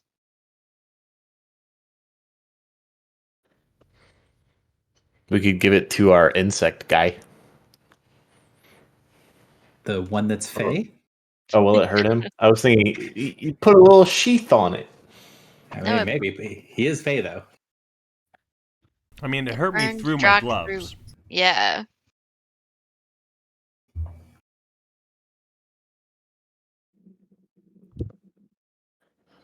I mean, So I guess not- this, Go this ahead. temple is like a very, like, nobody's coming in here. So maybe we should just leave it. It seems like, I mean, I'm the first person to open this vault in a long time, so Mhm. And you know that you can reseal the door on the way out. Then yeah, I guess leave it.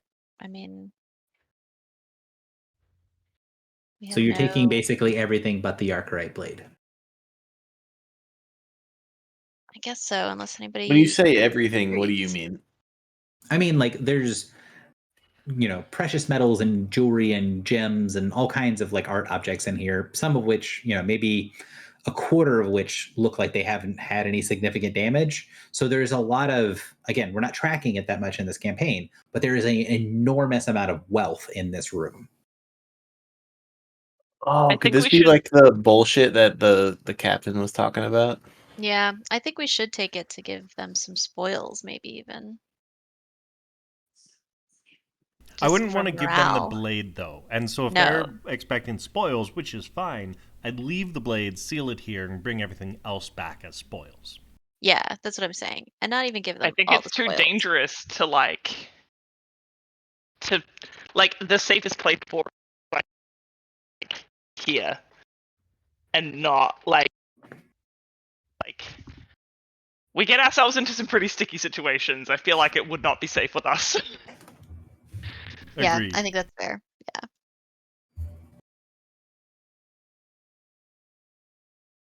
So you guys gather all the stuff up, you leave the Archerite blade, and as you guys start to kind of, get everything together to walk away with it, load up the packs and things like that, you hear this sort of slight scraping of metal on stone that as you go to leave the room, the tip of the sword follows Drock as he walks around the room and stays pointing towards the entrance as you leave. Oof. Yeah, not a sketchy blade at all.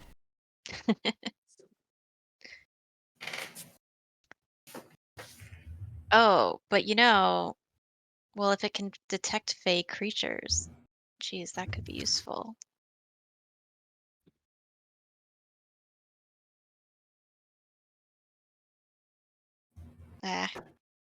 We should leave it. So you guys head... I'm in favor of leaving it, but I mean, if someone makes a good argument to bring it, I don't know. I'm going to say we'll leave it for now. I'll kind of also leave the door open that, like, if after we do the session, talk to like Morin or something, and you guys are explaining to Morin, and Morin's like, no, we should 100% take it. If he makes a big deal out of it, then we can also, like I said, like leave the door open. Okay. So you guys head out because he likes magic items that are full of hate. That's true. He does. He's the Batman of our group. He keeps getting contingency plans against the rest of us. He's got a spear for me. He would like this for Drock. You're right, yeah. And then he's gonna get mind controlled by what's his face, and then he's gonna kill us all. Or maybe not mind controlled. Maybe he's already there. The real villain was Morin all along. That's what I'm expecting. So my question for you guys is, you guys have quite well explored the temple. Is there anything that you guys feel you need to do before kind of heading back to the ship? And especially now that you guys have, what amounts to like full backpacks full of loot. Would there be anything that you would want to do before making your way back to the ship? I mean, like Griffle said, those black spaces, but unless we can figure out how. So there is actually something that I have thought of that I would like to do. Okay. So I want to go back to where the atomic shadows, like the blast shadows were, Mm-hmm. because these were the shadows of the faithful, right? Like Yeah, you these were definitely the get that shadows of impression. like, yeah. So I want to go back there and I want to see if I can do something to like lay them to rest. The rest of the group go with Griffle up the stairs. Yeah, I think now that she's passed the trial, I'm more willing to see if they'll attack or not.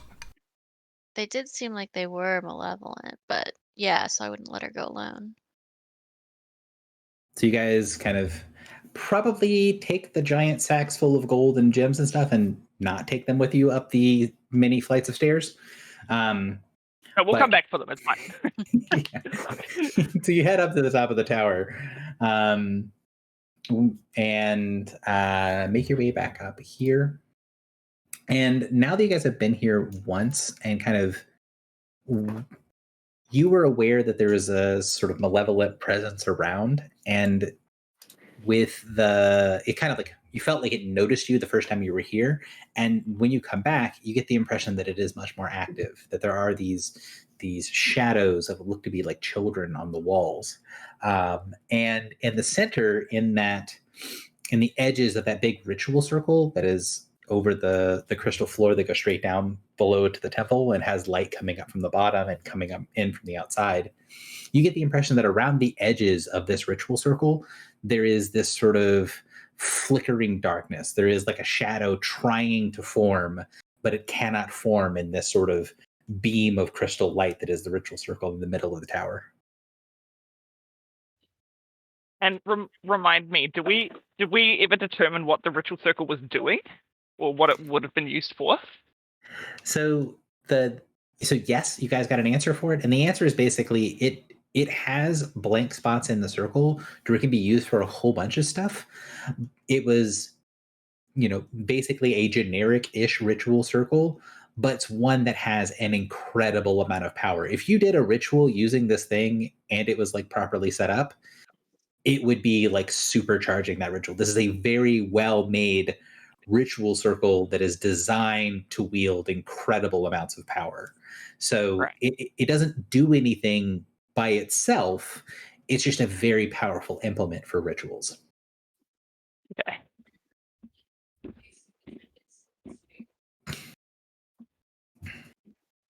I know this is setting the Wayback Machine to extremely way back, but when you guys were looking around in the Ship of Faith and you found a ritual circle carved into the ground, it's kind of a baby version of that thing. Or Yeah. that thing is a baby version of this. Got it. So, Griffle, you came up here to talk to the shadows, to try to do something. What would you like to do?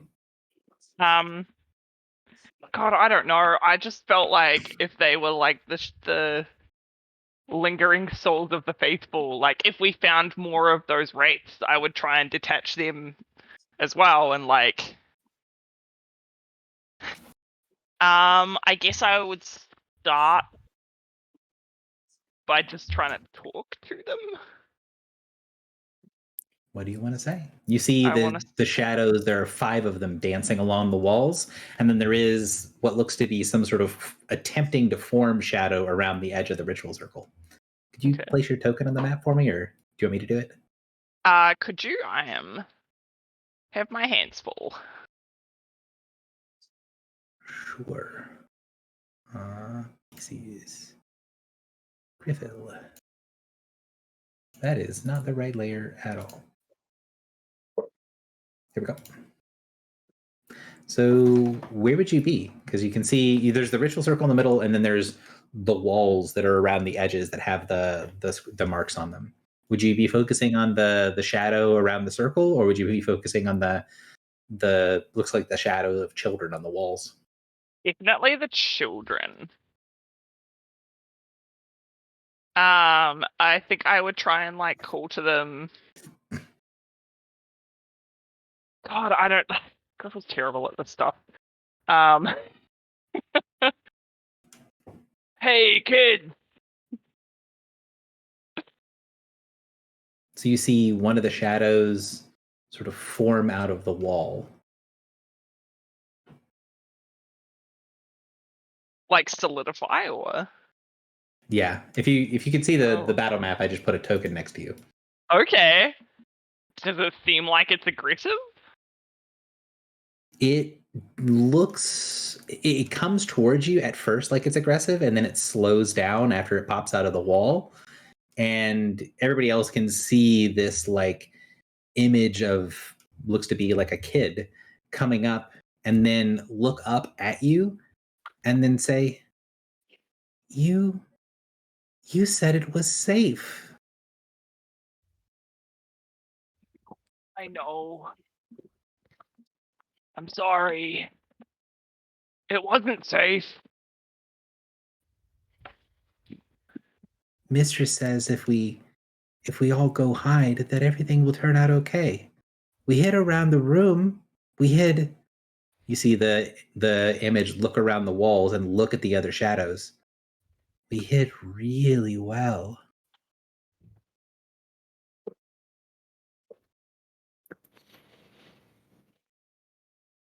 Because that's not creepy at all. I'm glad you hid, but I think now it's time that you stop hiding. We can't come out. Not yet. Mistress has to say we have to come out first. We don't do what she says we're not supposed to do. We're good. If we're not good, we get sent home.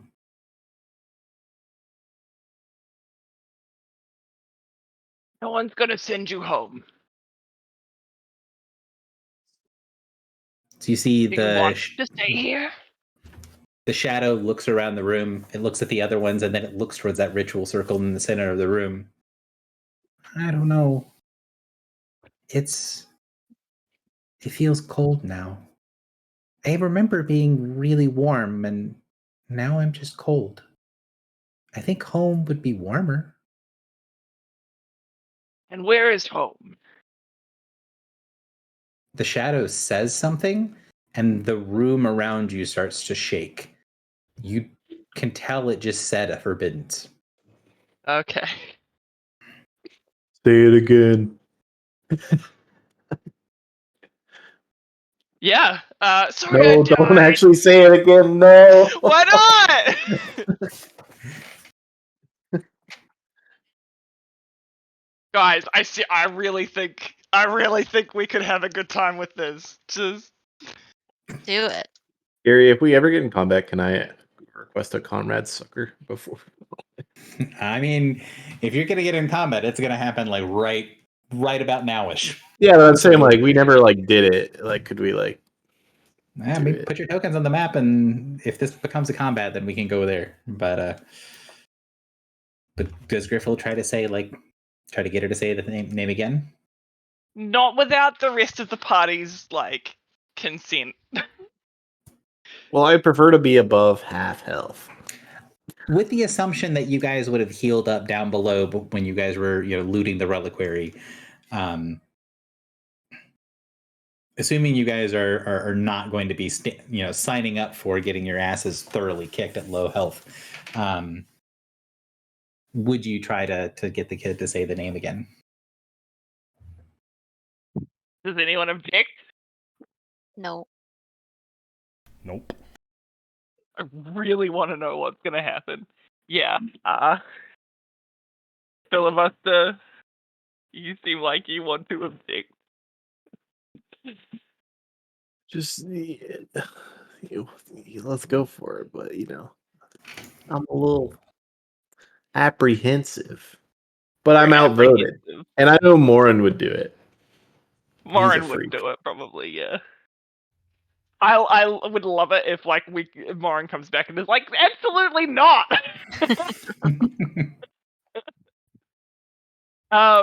Okay. I'm sorry, little one. I didn't quite hear that.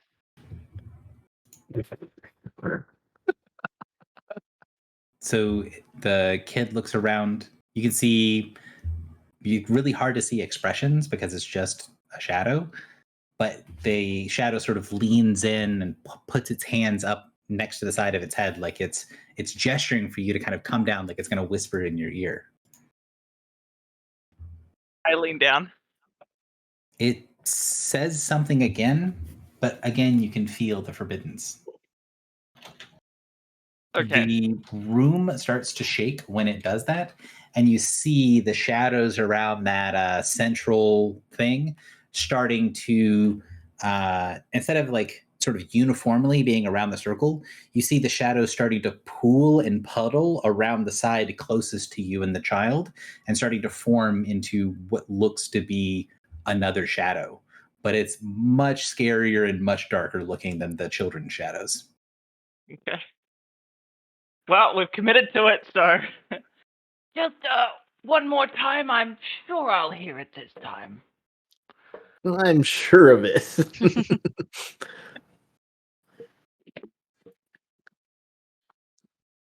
DM needs just 1 second because Needs to pull all the tokens onto the map.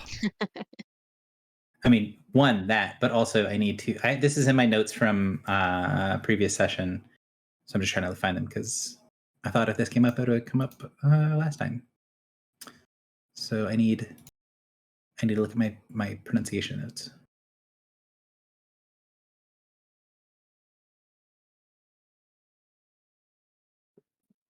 So she says it again in that same sort of conspiratorial voice, and says she's from Lohid Kakar. When she says the name, you can feel the forbiddance sort of fray around the third repetition, and you see these children form out of the walls, and a very dark shadow appears in the center of the room at the base of the stairs, or kind of at the top of the stairs, but like floating in the air above where the stairs are. So I'm going to put it on the map, and then hopefully that explains where this thing is. First shadow matron.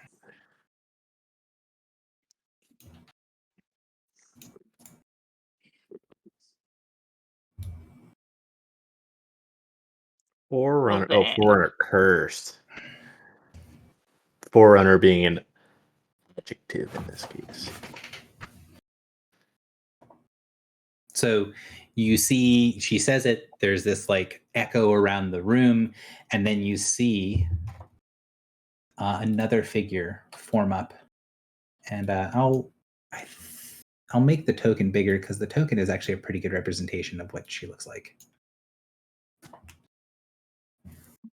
So it's looks like someone who's garbed in this shroud that would cover them from head to toe, and has this spindly staff that they're holding up. That doesn't look like it's like it looks more like a walking staff, like an ornate walking staff, than it does like a caster implement. If that makes sense.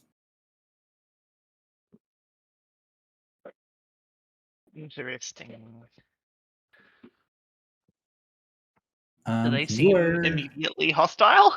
The children do not seem that like they are hostile anymore. The matron does. So you're aware you're within an aura. Cool. All right. Let's fight this out. Guess so. So here's something that's difficult to translate, right? Because of the way that the medium works. Because it is tokens on a battle map, because of the way that we've gone about this could be a fight potentially, and it could continue to be a narrative thing, because the cursed shadow matron does look like it is hostile, but the children are not actively hostile at the moment. There are other ways to sort of trigger this encounter that would make it immediately a combat, but I don't want you guys to feel like it has to be a combat right now because we're on a battle mat and because we've got tokens and stuff like that. So I hear you. the conversation is going to continue, but it definitely could be a combat. Cool. So the shadow forms at the top of the stairs, and you can see her gesture with that staff very sort of not violently, but like almost like accusatorily at the shadow of the girl that you were talking to, who then dissipates and snaps into the wall behind Drock. Like was told like go away, and it went into the wall, and you see the shadow is floating at the edge, with the staff held to the side, and you see the head covered in this dark draping veil look directly at Griffel and say, "What? You aren't him. You aren't the one that gave me his word, but I feel you are the same. You are the same twisted, false light."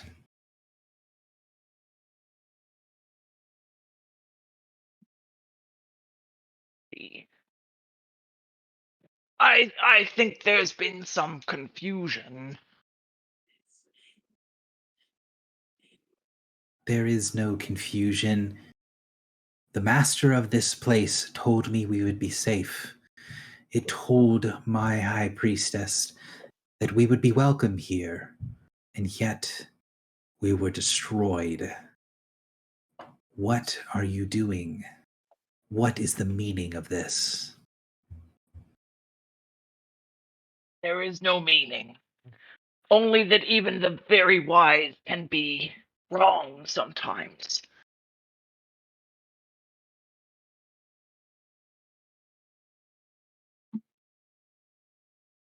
Helps if I'm not muted. Do you want to give me some sort of skill check to go along with that? Doesn't necessarily have to be diplomacy, but that it would be kind of default, although you are just trying to be would very make earnest. sense. Yeah, I think, could you click on my character and roll Diplomacy?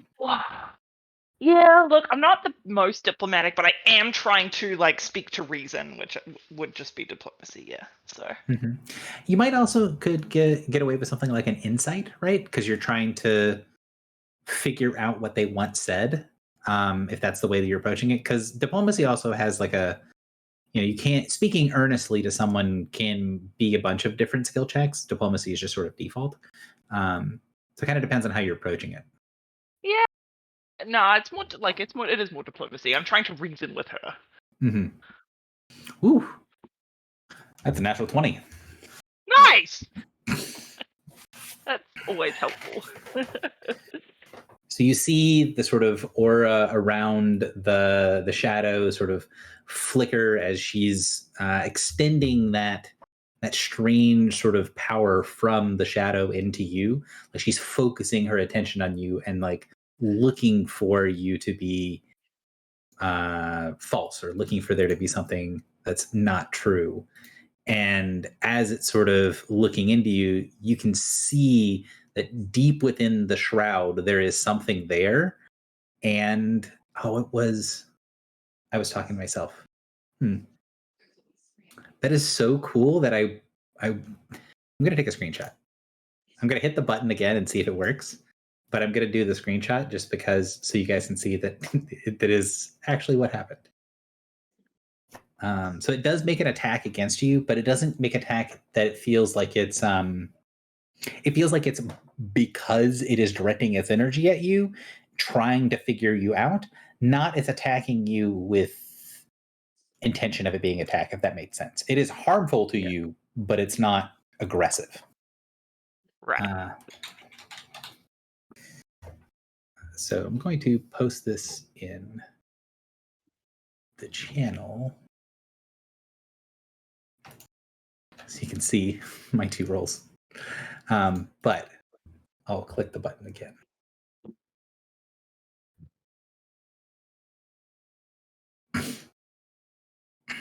So she did actually roll a natural 1 on her attack. So it is going to miss you. And there is this this sense of like the juxtaposition of an incredible, like all-consuming heat and terror and fright for just an instant, and then this endless void, this endless cold that cannot be sated. And so she looks, trying to see if there is something there that kind of picks her anger up, like that draws her ire, and then doesn't see anything, and says, "The Lady of Shifting Waters would tell me that the sins of one are not the sins of all. If you say you did not do this, I need you to promise me that you would take care of your responsibilities, to only give your protection to those you could actually protect."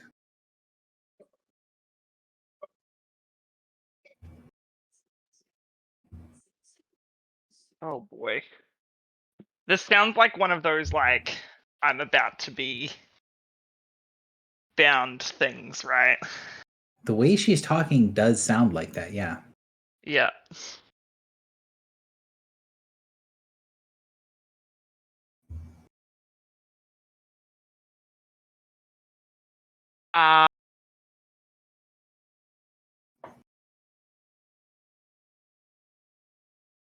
Even the greatest strength might sometimes fail. Is it better to withhold protection out of fear of that failure, or to try and still fail, but hope to succeed? So you see the shadow shake its head. Its veil sort of fans out in a little cloud around it as it does, and then says, "Of course, the sun is the sun. You will always have hope."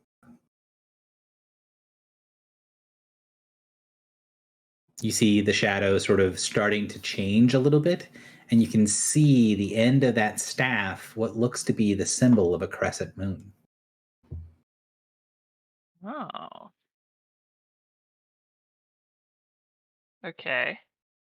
The aggression that she had is gone. The shadow is still there, it's still talking to you, but it doesn't feel like it's going to attack you anymore. Well, that's good.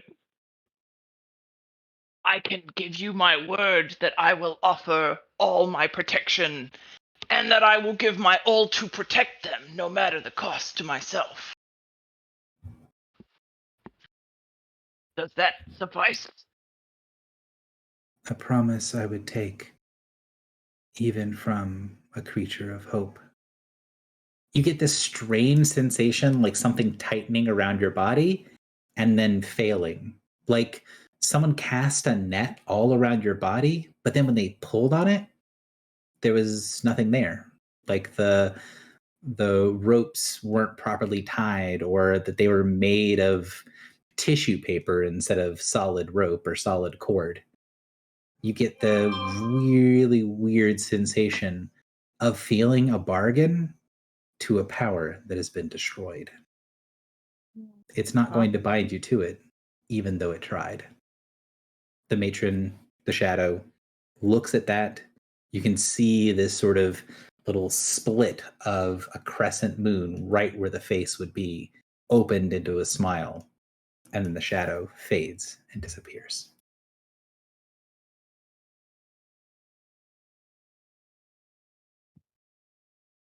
Are the children still there? They are not. As the shadow disappears, you can hear this kind of echoing something call in a language you don't recognize.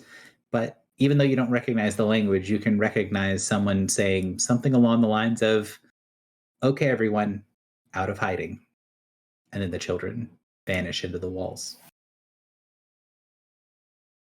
That's nice.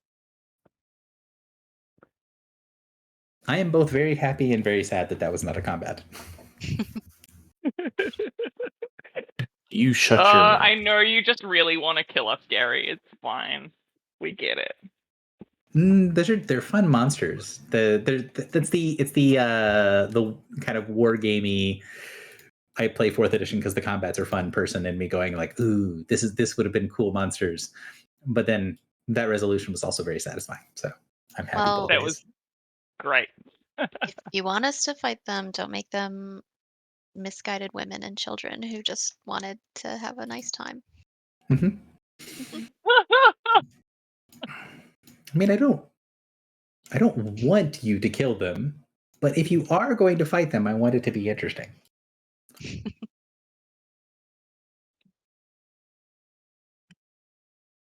That didn't work at all.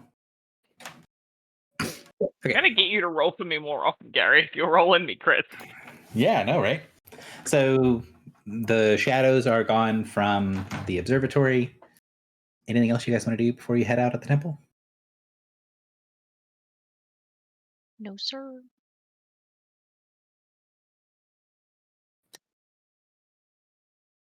Man, I've been sneezing all day today, and I don't know why, and it's very annoying when you're trying to do D&D. Are there any more of the like race duos? No. And as you guys make your way back to the main part of the church, the main area that has that darkness in it from before, you can see that, and Shun Wei has been sort of like following along the whole time, only sort of halfway connected to you guys, like a disembodied person that's just sort of following along with the crowd. But that huge pool of darkness in the center of the temple, you can see it's beginning to fade. It's not super fast. It looks like it's probably going to take it quite some time to fully kind of dissipate. But the pool is maybe a couple of inches smaller since you were here the first time. It is going to eventually just sort of evaporate away. Yeah.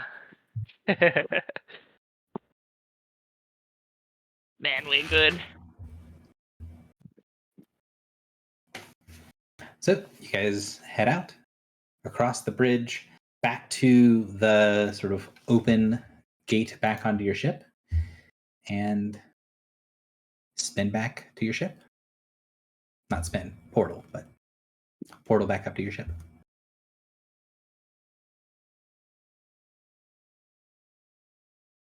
So back on the end, basically as soon as you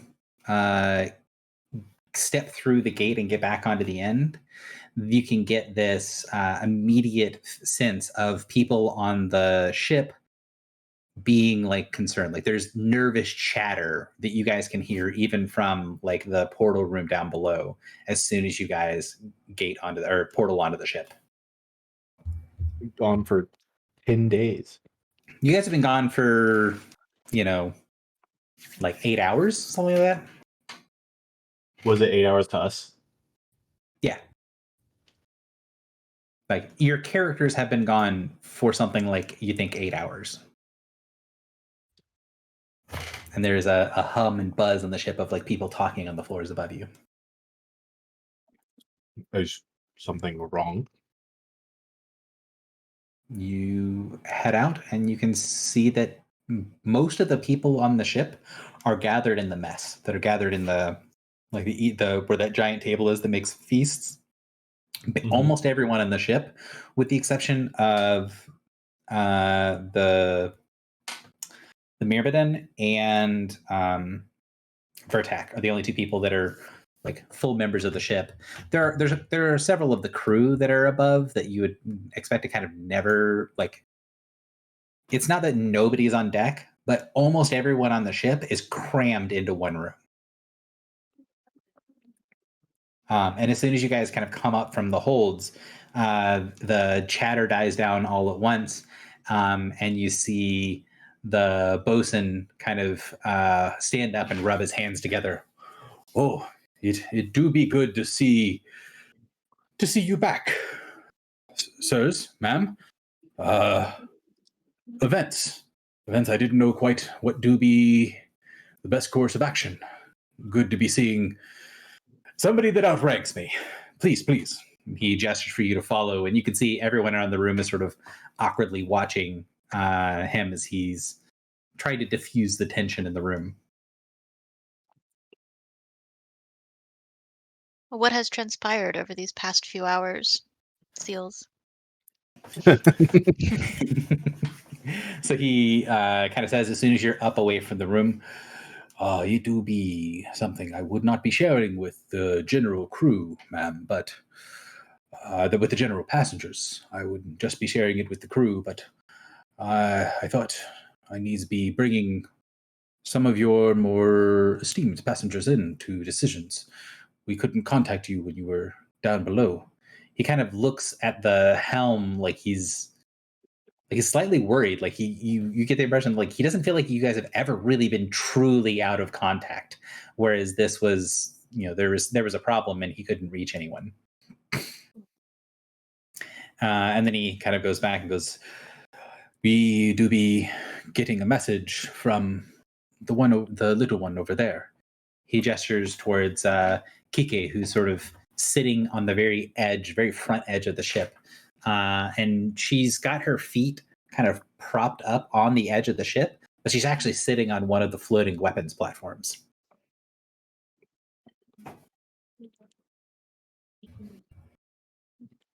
What's the message? No be perfectly clear, but it'd be danger and be coming this way. He sort of kind of motions for you to go talk to her. Like he's somewhat passing the buck of I don't really know what to do here. I'm glad you're here because you guys outrank me. So you go deal with this. Okay, what is coming for us? So she gets this, starts a little bit like she was completely off in space, not paying attention when you guys approach. And then she smiles and goes, "Oh, you're back. I'm not sure anything is coming for us exactly, but I felt something was reaching out. So she kind of taps the weapons platform underneath her. Says, I got the bosun to go send me outside of the shield. And whose idea was it to bring this chick on? And she kind of looks a little she looks like she knows that she's 15 and probably did something that she's not supposed to have done, but also she did it already and is now going to explain it and sort of find a way to justify herself. So she goes, so there is, I think, a message, but I don't think it was really intended for me, and I was just sort of intercepting it. But I think there's been some sort of problem with the other ship. Oh, we Captain gave him Crumbs? we gave him the coin, bro. The ring? The ring. So she nods and says, yeah, the other ship. Do you What has know happened? the nature of the problem? So you can tell that she's really uncomfortable. She's like, I'm sensitive to some things, and it wasn't a message really intended for me, but I could recognize the feel of it, it's kind of like someone yelling something in a language you don't understand. You might not understand the words, but if there's anger behind it, you'll know that. But if it's a yell and there's fear there, right? You can sort of sense it.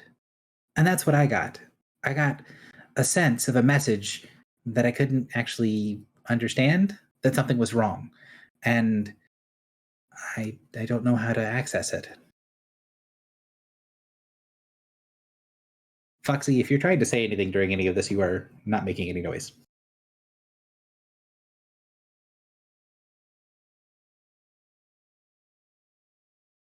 Foxy, are you there? Okay, can we hear me now? Yes. Yes. Cool. I would like to immediately ask Kike to pass me the message. So she thinks about it for a second, and then you see her focus. There's a little bit of greenish, dark green light around her for a second, and then she shakes her head and goes, I think I maybe could do it out there, but there's something about this ship, this place. It's like I'm cut off. Okay. I would like to immediately connect with the beacon and then send through to their beacon. Second ship in the fleet identify. Second ship in the fleet make contact. So real quick, because this is a distinction that Griffle would not fail to make. You know the other ship doesn't have a beacon. Oh, of course. That's right. It's like a Soulbond thing, right? Yeah, that's a pretty strongly Soulbond thing. You know that they have a mage that does this sort of stuff, that does like long range communication. The equivalent would be basically reaching out to Vetemon, reaching out to the mage aboard the other ship. So the effect would be somewhat similar, but you're going to be sending it to a person, not to their beacon, because the other ship doesn't really use beacons.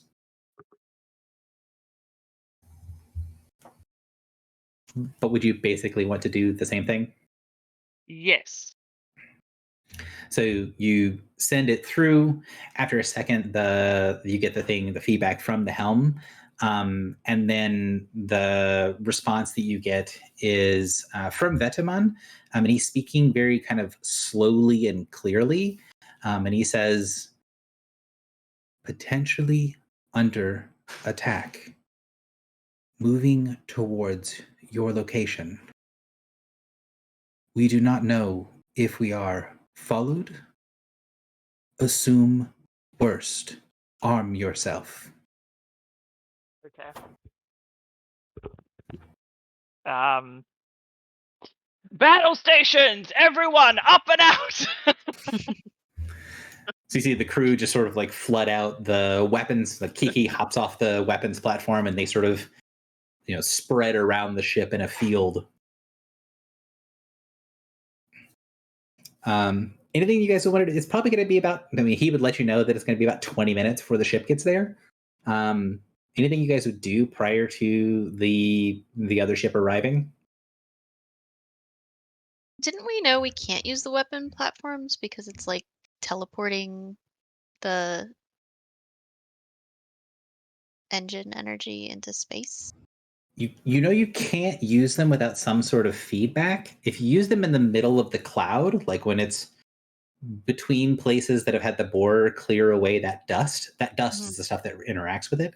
So you know that it's going to do something to the ship. The weapons are going to function perfectly, or like there might be a chance that they overload or get damaged or damage the ship, but you know that they'll still work. So worst case scenario, you can't actually fire the weapons. Okay. Because I think, if memory serves, Griffle specifically tested this at the first part of the thing, seeing basically if the emergency brakes worked, and it does. It just sort of like temporarily overloaded the system's energy, so you had this like pulse of magic go out when it happened. So if you brake going super fast, or if you use the weapons, it has a chance of damaging the ship, but it's something that you're not going to like instantly explode unless you do that like way out in the cloud, and then you might actually instantly explode. Gotcha.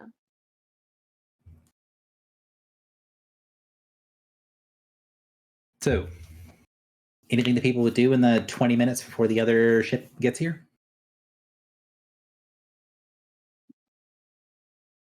Philly, what are you doing during the time as you see everyone scrambling to battle stations? Eating shakshuka. Okay. Valid.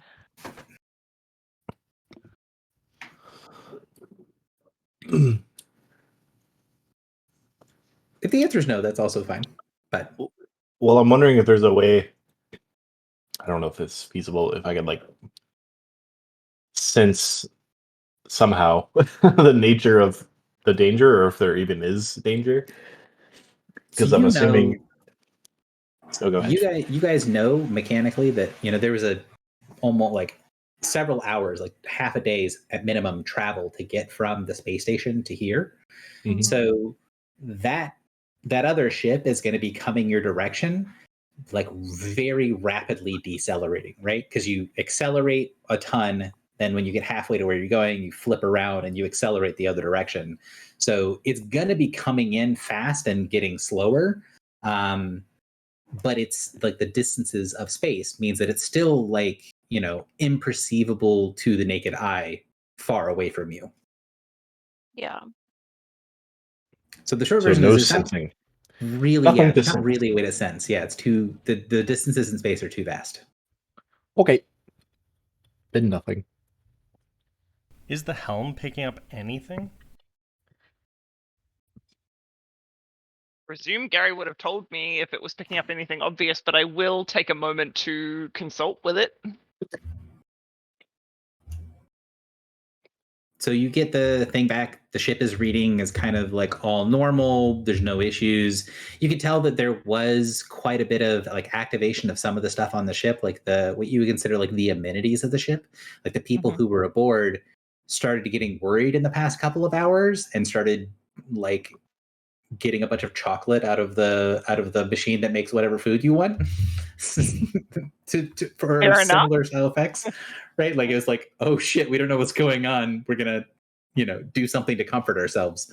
But as you're kind of like going through the systems engines and checking things, you can feel that there is a sense of like someone's working beside you that there really has never been before. Something that you would recognize from being aboard like this fervor of if you and the night pilot were going over something, you and Voss were trying to do something together. There's this weird sort of sensation of like another mind reading through things in the beacon or like going over protocols and stuff. And it feels like you've got a co-pilot just sitting next to you, sifting through all the information, which is not how it's ever felt before. Oh yeah, my little crystal buddy's getting better. Crystal Buddy or the fox? You're pretty certain it's Nah. the crystal buddy. So as you're kind of going through this stuff, you see the kind of in your head this sensation like the co-pilot is drawing your attention to something. Like, hey, look at this. I look. A lack of energy is something that is normal this far deep into space, but there is a consistent rut of power in our wake. I think we are being followed by the adversary. It shows you basically the map and shows you not where you are now, but it shows you from Tantarus to the space station, like there's a darkness, like a shadow following you. It's not currently on sensors, but it's something that was at one point on your sensors. Yeah, we picked knew this up that, already, yeah. didn't we? Yeah. Mhm. You did, but you couldn't see it as clearly as the helm sees it now. You didn't know exactly what to look for. And it's still there, I presume. Not right here. So you can see that it's on the sensors between Tantarus and the space station, but it's not on the sensors between the space station and here. So it's lost us.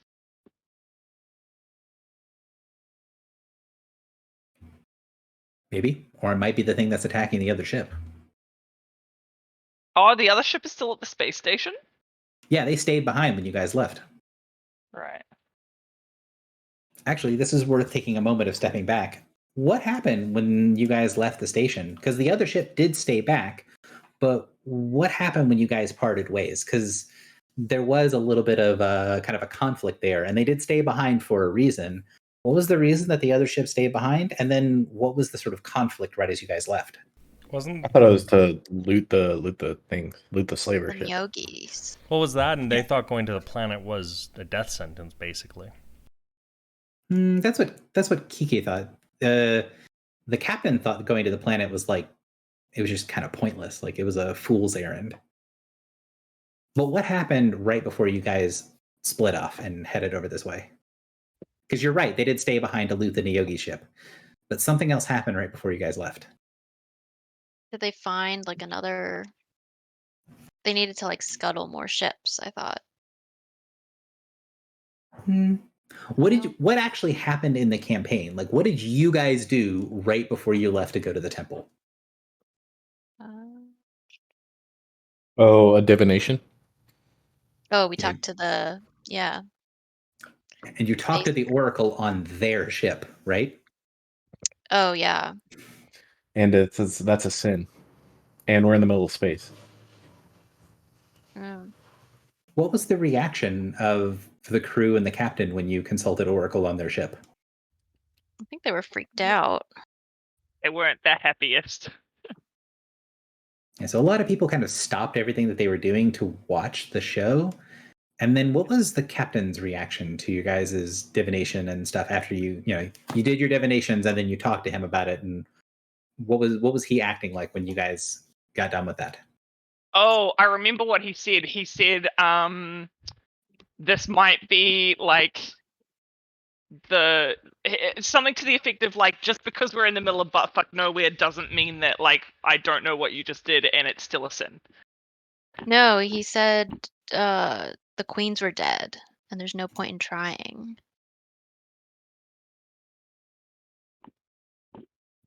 That is what he said, and he seemed to be very upset about it.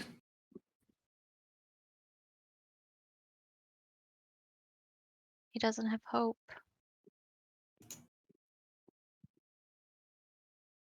I have some I can give him. Do you want to fly back to him? I mean, we can't teleport, because we'll get the dead. Right. Because I think we have to disengage the shield to teleport. Like everything shuts off and we would just explode. Because the other problem is that like they're going very fast and decelerating to get to you. So if you teleported to where they are, they're gonna just rocket past you super fast. Yeah, we're better off waiting until they come to us. Yeah. But we could Are ready. they coming to us? Yeah. Yes. We could ready our weapons platforms if they've got something on their tail. Yeah. I think we should definitely ready Radiant. Just a hunch. I thought we had already basically readied all the platforms. Yeah, I think that's kind of what everyone's doing. I was just asking if there's anything else in specific that you guys wanted to do here. So the kind of 20 minutes passes in this sort of incredible tension.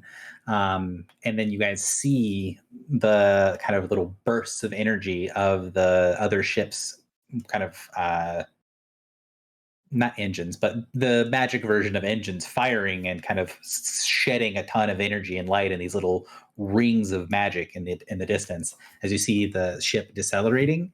And then the helm draws Griffel's attention to this at the very edge of your sensors. You sense that darkness, and then at the edge of the sensors, like right where at the very edge of where you can sense it, it stops.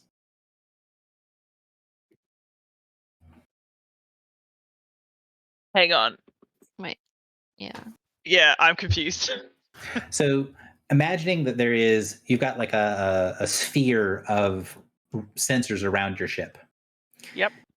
The helm brought your attention to, hey, if you look back at the recordings of the sensors from before, you could see there was like a weird little anomaly on the sensors, a void where we couldn't really see all that well, a hidden spot in the sensors.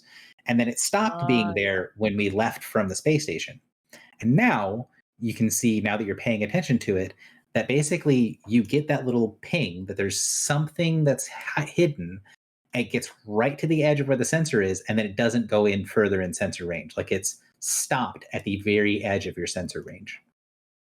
It was trying to pick off our other ship, but without us around. Yeah, maybe. Filibuster brings an excellent point. That is something that the DM forgot, and you 100% should have done.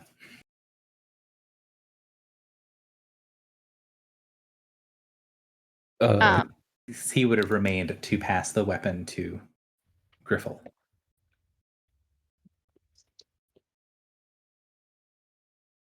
Can I say that during the 20 minutes, I would have started looking at the map to see if I could get the borer queued up? Sure.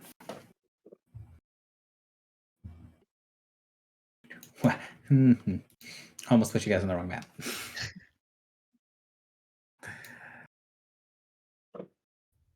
So I'm going to leave it on here so that anyone who wants to kind of tinker with the map can do so. You should be able to control all like the tokens and stuff for the different thing, and you should be able to see.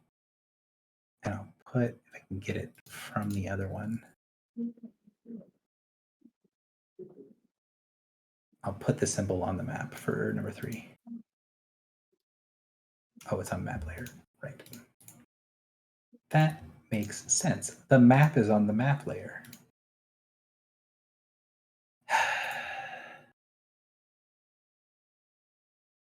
So put the third one, not next to 1 and 2, but over by the one that you've already solved.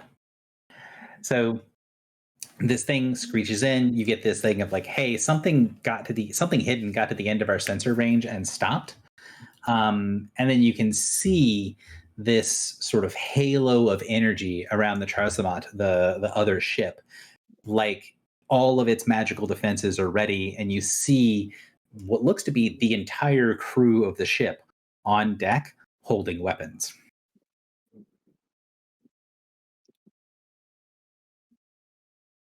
Do we Towards us physically or see towards what's them? pursuing them?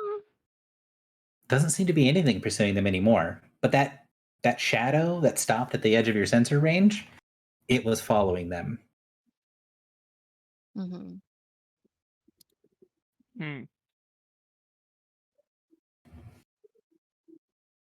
But it's So still their ship sort of screeches out of the super high speed and then, sort of floats over near yours, close enough to be able to kind of yell across the bubbles around either ship. The two bubbles connect, so there's no space in between, and there can actually be conversations back and forth.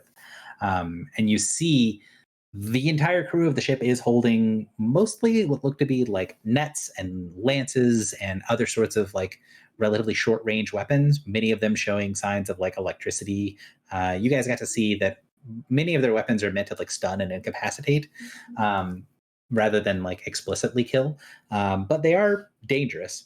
And none of the weapons are aimed at you guys. They're all aimed kind of at the void behind them. Like they're expecting something to jump out at them now. And the captain calls across and kind of waves, and you can see that he's one of the only people that aboard the deck that doesn't have a weapon drawn. And he waves across and then says, "We've got a problem. I think they slowed or have become hidden. Something tried to attack us, and I don't expect they've gone too far."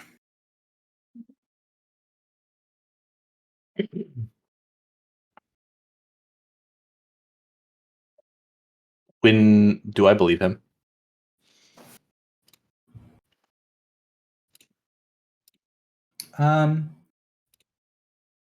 He seems like he's probably telling the truth. Like he's giving you like really short, direct statements. But he also looks like he and his entire crew look like they're very, very much on edge, which is both like a confirming thing and sort of weird, right? Like they seem more on edge than you've ever seen them, but at the same time, if they were just attacked, they would probably be quite reasonably all on edge. And my thing has not gone off. Gary. It has not, although the range on that is only 10 miles, and sensor range is much more than 10 miles in space. But I have their a ship question. is within 10 miles of us, right? Correct. Their ship is within 10 miles of you. Yes. Okay. I have a question. What's up? The Baneslayer encounter marking ability says, mark each aberrant creature I can see. Does that do it even if they are not immediately hostile? Yes, it does. And I would will like outline to. them. Yeah, let's do that. So you go, you send it out, you get this pulse of Baneslayer, which floods over the other ship. And you can sense the energy around Baneslayer. It focuses around the captain for a second, like it recognizes him as a problem for a moment. Like he recognizes the captain as aberrant for just a second, and then it goes away. Like it. Yeah, that makes sense. Yeah, so it recognizes, oh, that's an aberrant, and then it goes, no, not actually, and then it fades off. But no one else.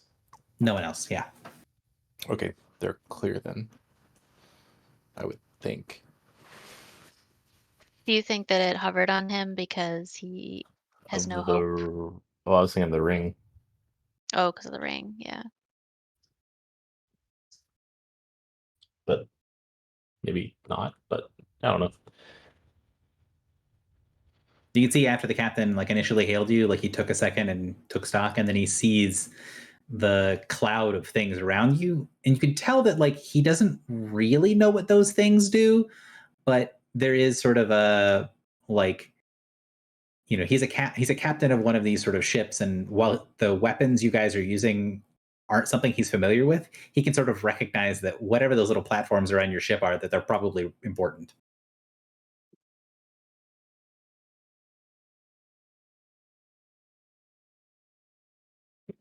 So I kind of feel like we could just keep running, but we are then just leading them straight to We are. the name. So we also could turn and fight them. Who is them? We don't know what them is. I think it's a bunch of star shadows. But if we beat them and then we could just leave, no? Somehow. Yeah, but we also Or the name is enough power to fight back at them. maybe, yeah. I mean, maybe we could do something to incapacitate them, or like at least slow their ship down. Is it a ship? That's a good point. It could be that Leviathan that we saw. Or not even that? I will say from ship sensors, you know it's not the Leviathan. Okay. But it could be one of those living ships like we were on with Eureka.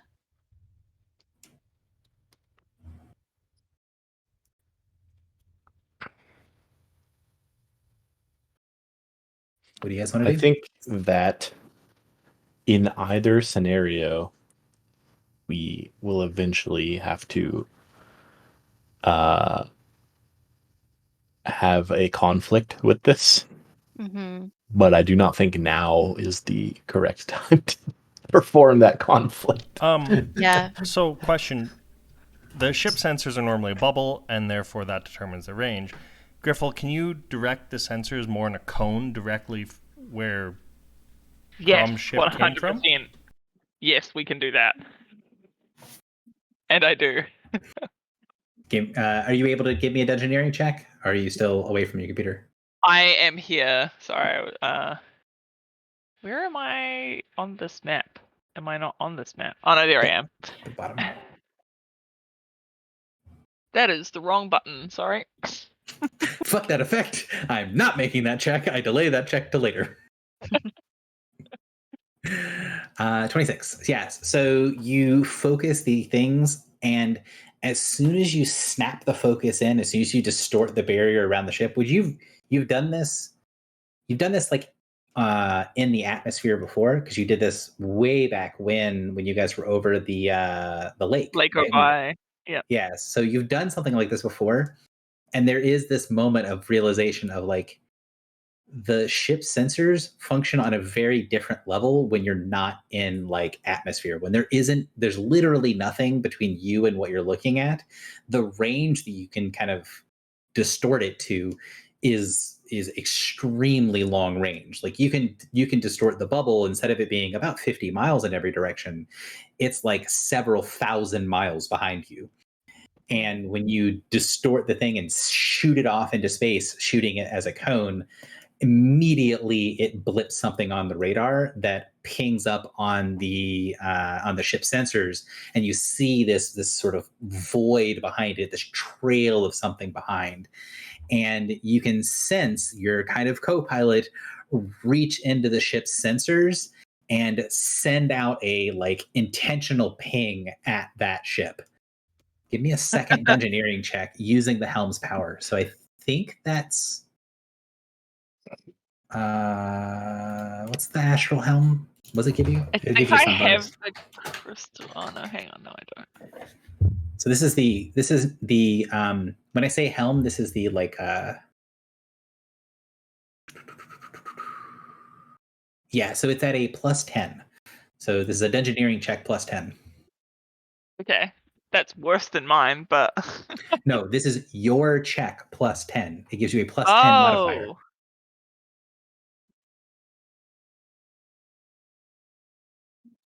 that's Jeez. pretty good.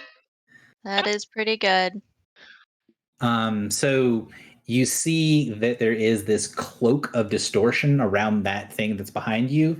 And then when the ship's sensors collapse on top of it, the cloak just completely disintegrates. It just falls apart under the weight of the ship's sensors being specifically focused on one point when it kind of knows what to look for.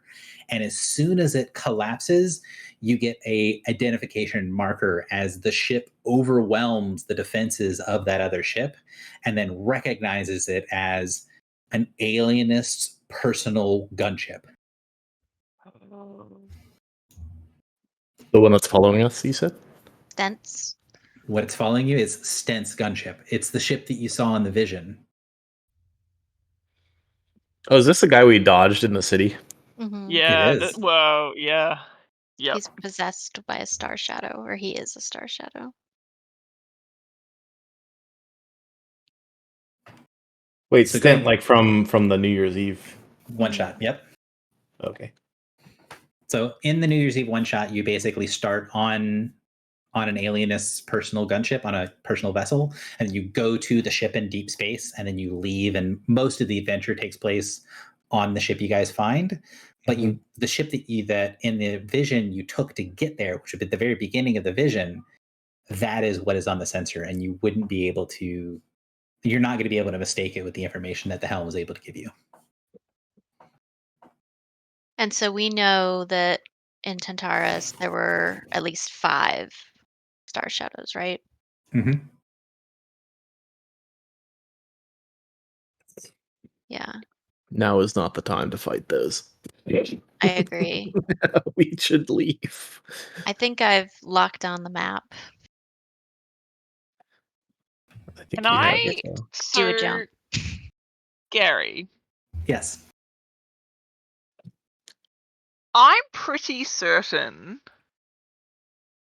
that like we can block them from knowing where we teleport to, right? Like if we were teleporting somewhere, we could like disguise that from them and like Mhm. so the only reason they're able to follow us is because we're leaving, like we're like moving through physical space, and so they're just Mhm. keeping pace with us. Mhm. Is there a way that we could like disappear off of their sensors and like maybe extend that to Captain Crom's ship as well? So the issue that is here is this entire region of space. Imagine it like one giant like storm cloud, right? And when you use the borer, you create a little tunnel all the way through the cloud where if someone was going to follow you, they don't really have to follow you. They just have to go down the tunnel you're making. Right. So while you could potentially get off of their sensors, they would probably just be able to figure out where in the tunnel you are and find you. It might Okay. give you some time, but if you use the borer again and they're right behind you, there's going to be no difficulty in them following you.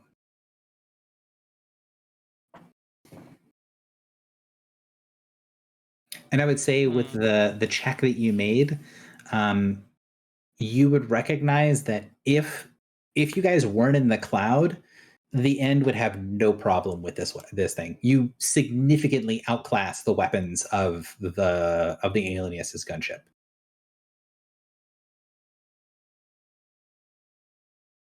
But we are unsure about the effects of firing the weapons within the cloud. So Your weapons probably don't work at full efficiency, and it's pretty reasonable to assume that his weapons do.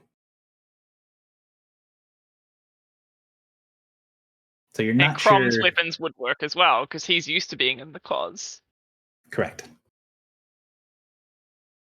So you kind of know that you're at a situational disadvantage, but it's kind of unclear as to how big of a disadvantage you're at, but you know that in a vacuum, you're at a pretty significant advantage.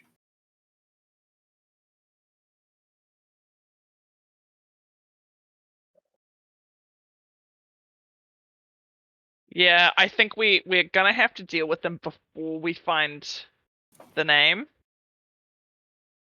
But I think we should at least get like a long rest in before we do. Mm-hmm. I will say that now that you're seeing there, you see one of many kind of finish putting the thing into place, and you can see it sort of snap into spot on the greater map. You can tell that, and with your co-pilot, you can tell that this is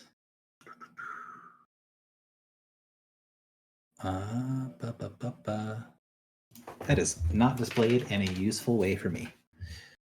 Hang on.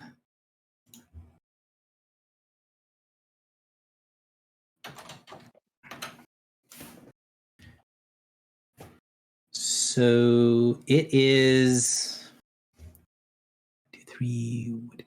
So it's about 35 million kilometers away. So it's roughly 8 to 9 days of travel to get to where the location is on the map. Okay.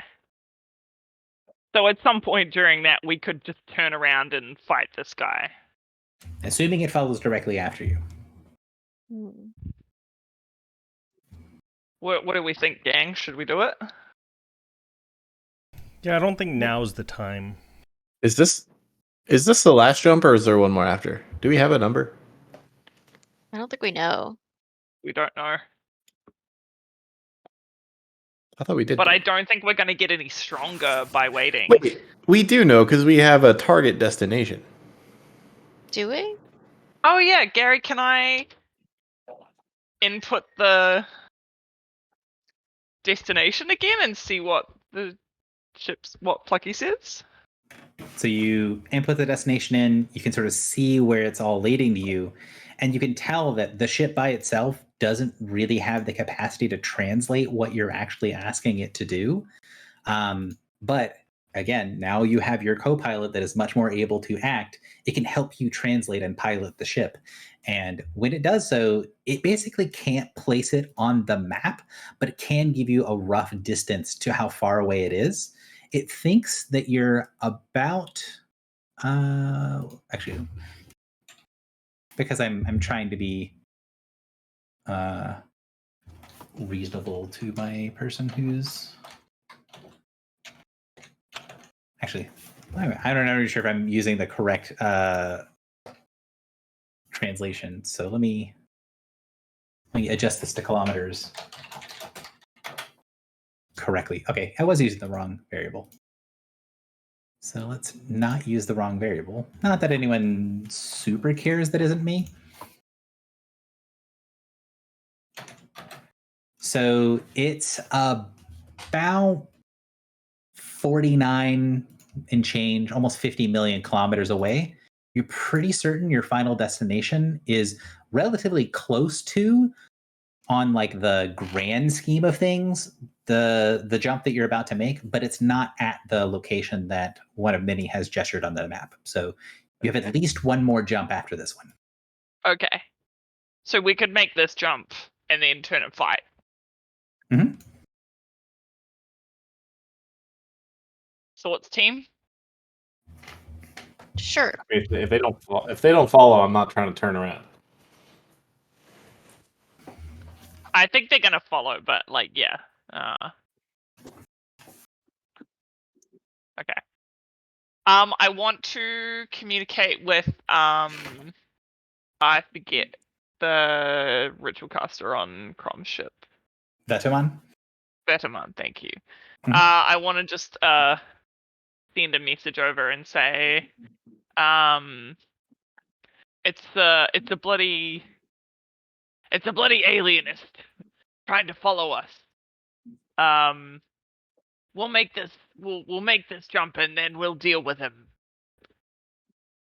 So you send that through the beacon, and you can see Vetamin talking to the captain. You can't really hear what he's saying, but the captain's of the other ship is sort of standing on there, like, okay, well, why aren't you just talking to me? Because he's in shouting range of you guys. Like he's only, less than 100 feet away at the edge. If I had known that, then I would not. Yeah, because he initially shouted over, like, "Hey, what the shit? We're coming in hot. There's something going on." And then you guys did a bunch of stuff. No, okay, I completely reasonable forgot things, that. but- Okay, yeah. I'm actually gonna take a weapons platform over and speak with them directly, and just say like it's an alienist ship.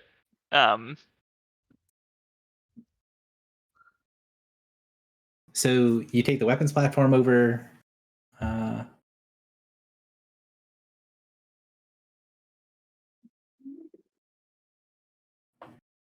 When you get close to Crom, or get close to his ship, at least, you can feel the Foxhead medallion at your waist sort of pulling towards your back, and you can feel this very awkward sensation, like the energy in your body is pooling at your back.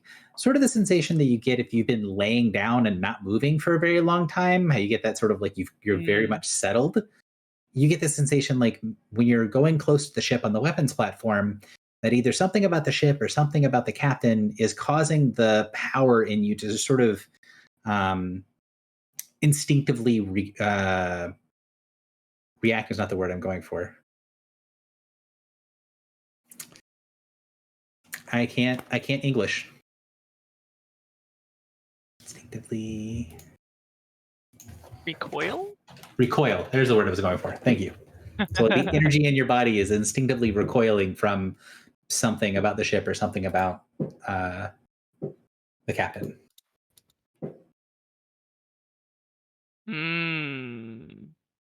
Maybe we should just get rid of that ring.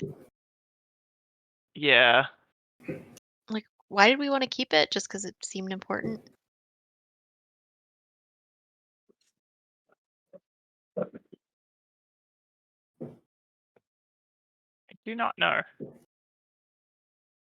So when you fly over on the weapons platform, as you're getting close to the ship, you can feel this, your newfound divine power recoiling slightly from something. What would Griffle do? I mean, I do think it is the ring, and I don't remember why we kept it. I think I may not. This might have been a session that I missed. So this is a session with everything that happens at the vault. So I know you were there for the acquiring of the ring, but then when you guys left town, I don't remember if you were there for that part of it. Where like you went to leave and then the ring could not board the ship. Yes. No, I was there for that, right. Yeah. Because it's like it's kind of its own mini. It's not a dimension, but isn't it like a mini portal or something? Like yeah, it is. It does have portal. It has like a portal built into it. Yeah. It was the ring that the stuff was coming out of, right? Mm-hmm. It was the ring the beholders were coming through. What if we just like threw it into space?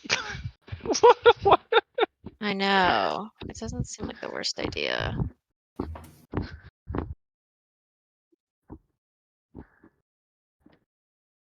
How'd you go? So what do you want to do? What is you get close, you feel the recoiling, you were gonna take the thing over to talk to him and say something. What do you want to say? Because I somewhat interrupted you with what you feel. Yeah, so I just want to take the weapons platform over. I want to say like, seems you ran into some trouble. It's the alienist ship.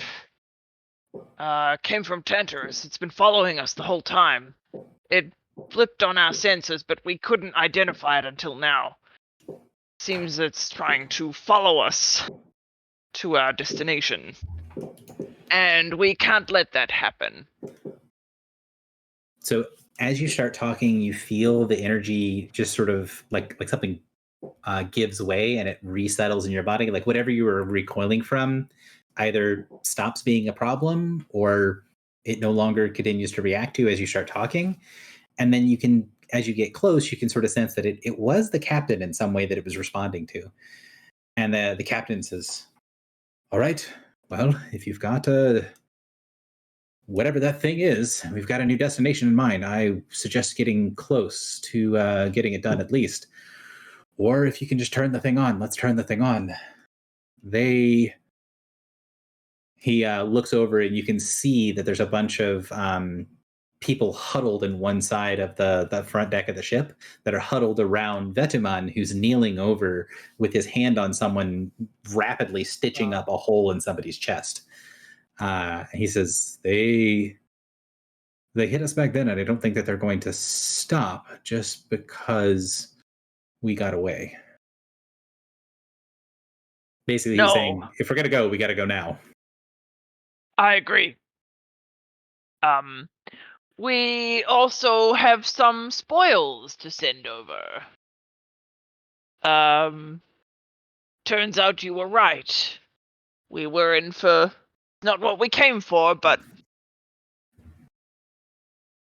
we found some good things. But you're right. It's God. No, you go. He smiles, and you see him kind of like look more directly at you, and then you see for just a second like that sort of like easygoing, like, oh cool, spoils, and you see him kind of turn on that sort of the pirate persona for a second, and then he looks at you and you see him like catch, like he stops for a second and then stares at you awkwardly for a moment, and then he sort of shakes it off and goes, spoils, stuff to sell. I imagine it will be worth an absolute fortune. Of course, of what all you're spending to do all of this is any indication. I don't expect we have to split it all 50-50. The salvage of the other ship wasn't a complete loss. But I will never say no to a little bit of extra gold. I just nod. I'm suspicious of this guy now. Could I be over there too, or am I still doing map stuff? I would say that if you're going to use the borer, you're preparing to use the borer, but you can see this interaction. Like the Crom flew his ship, so the edge of his little bubble of atmosphere was right next to yours, so that you would be able to communicate back and forth. So, you're close enough to interact if you want to. So, I'm just wondering, like, do you remember when we were in Silver Spire and we saw like all the people who were mind controlled? Mm-hmm. Like, does he, or like the coma people, like, does he have that vibe? Like something is in his brain? Like he is hive minding right now? Or do I feel anything also being maybe a part of this fun? Do you have a token on here? Because I can't. If you have a token on the map, I can't see it. If you do not have a token, could you please draw one out for me? Yeah, let me try one I'm for you. secretly a Star Shadow. He's not, because he would have pinged me with my thing, but he might be like me. He just like me for real. Mm-hmm. And I don't think you have any like rerolls or like temporary bonuses. Oh, you have the. You have that ribbon. So if I fail an intelligence check something, hang on, this is kind of new to me. Oh, good. If I fail an intelligence or charisma-based skill check during a skill challenge, I can reroll the skill check with a +2 power bonus and use either result. Would you want to use that? Yes.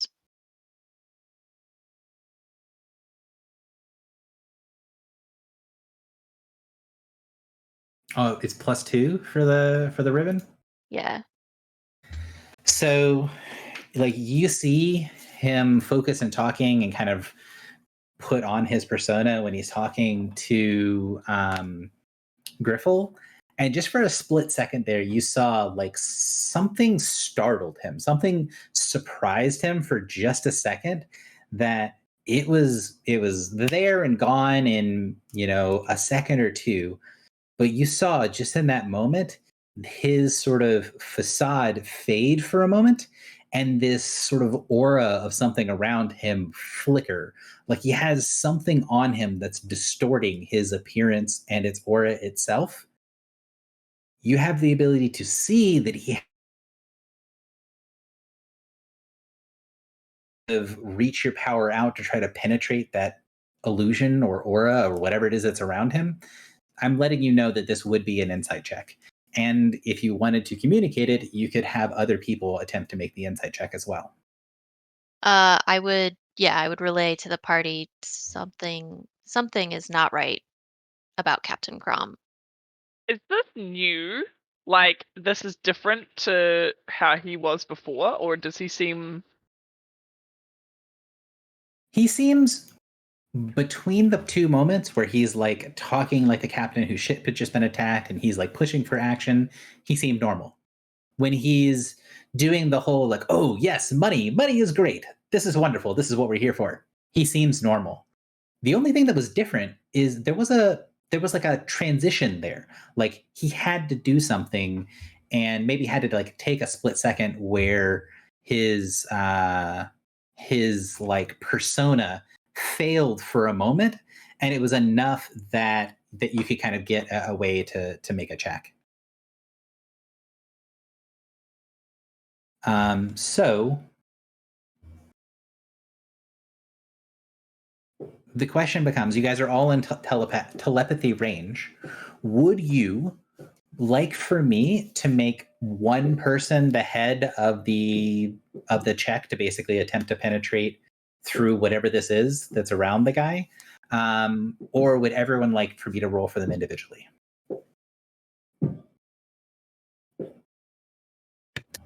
I have 21 insight.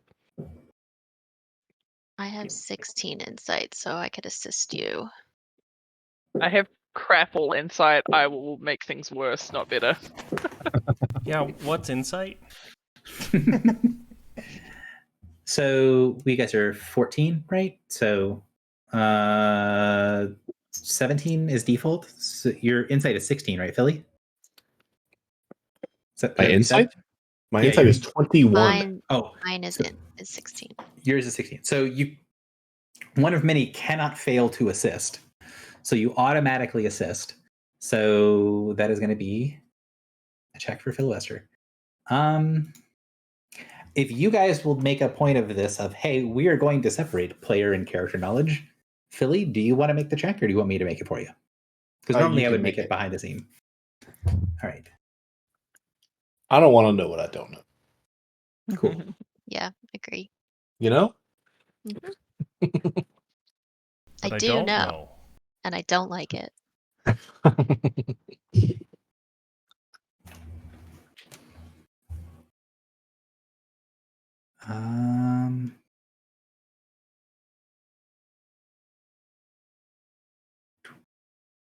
Oh, okay.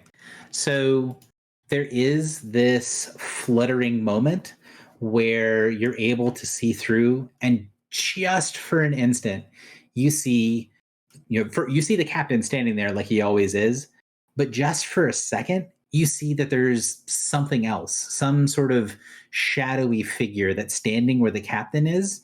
And when you push your insight through it, you push through and you can feel that there's a powerful maintained illusion around him that faltered for just a moment when Griffel approached him. And being able to penetrate through the illusion, you get a spell signature. That's not Crom. That's another signature, and one that as soon as you sense it, you can recognize it and send it over to one of many who has the spell signature stored. Is it that It's guy? a creature you've not met. No. Saul Falgarin. Yes. Aha. Whoa, that was the guy I was thinking of in the city, actually. The guy who, yeah. That's the guy who we Fired actually avoided. Or, Yeah. yeah. So, there was a real Crom, right? Pretty certain, yeah. So And how we long did has he meet been? him. Can we search our mind palaces to see if we can recognize when Crom started seeming a little off to us? I would say that at the moment you have as much information as you're going to be able to get without either changing the situation in some form or taking a moment to sort of reassess everything. Because like right now we're sort of in this moment of like, hey, there's something dangerous here. The energy for the boar is starting to activate. There's kind of a lot of other stuff going on. If you wanted to stop what you're doing and then like call him out or do something about it, change the scene in some way, you could do that. But I'm just making you aware that you're going to have to do that to get more information, or you're going to have to give it time. Okay. Yeah. I mean, I think to me, our first priority should be getting out of here, and maybe Ooh. Wait, I have a question. So it's not him. It's not Crom. It's not. It's Crom this illusion. guy. Is it assumed that he has all the knowledge that Crom would have? You don't know. Why don't we invite him to our ship for a strategic meeting? Ooh, I like that idea. Yeah, let's do that. Yeah, I'll. So I'm still over there. I'll be like, While we travel, might be good to talk about how we're going to handle this alienist. Show you a little bit of what our ship can do, maybe. You wanna come over and stay for dinner?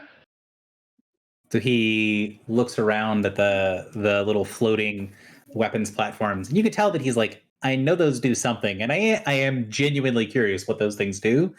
But he smiles and says, well, I can send Vetaman over once he's done patching the men up.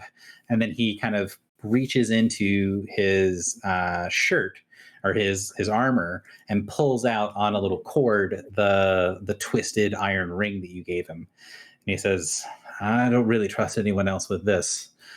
But such a sneaky bastard.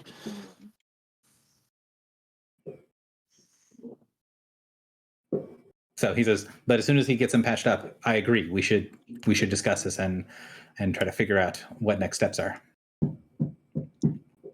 Oh, also he put that thing on like a necklace instead of in his pouch, right? Yeah, he put it on a necklace. What a little freak. I think when you gave it to him initially, he put it in a pouch, but he has since put it onto a necklace. Oh, okay.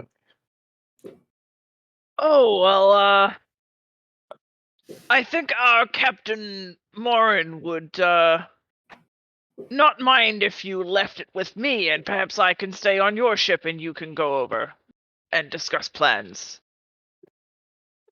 So convincing. He sort of raises an eyebrow at that, and then he looks around and goes, and you can tell he's saying it a little bit quieter. It's sort of like a kind of like a stage whisper, right? Like he's lowering his voice, but it's still pretty easy to hear what he's saying. And he says,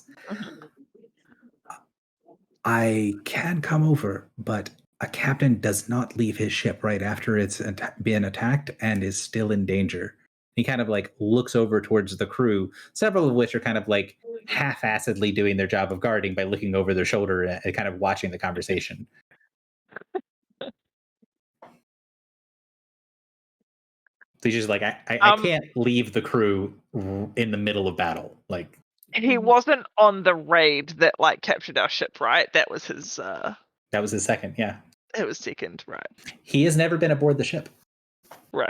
Okay. And I will say that once this is, there's something off with him kind of coming up and it's saying like, oh, well, when did things change?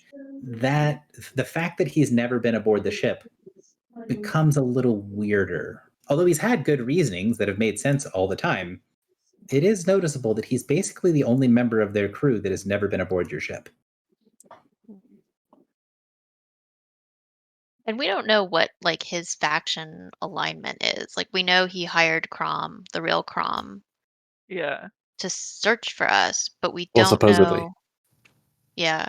But when Crom's ship attacked us, he told us that Salfa Garen teleported away, and then when we got to Tantarus, we used the map to try to track down Salfa Garen. And he slipped away from us. We didn't get to him in time. Right, but we like at that point we knew Crom was on his ship, so did you? Did we? Did we? Did Yeah. I don't think we ever You're- did. Maybe he's been that guy the whole time.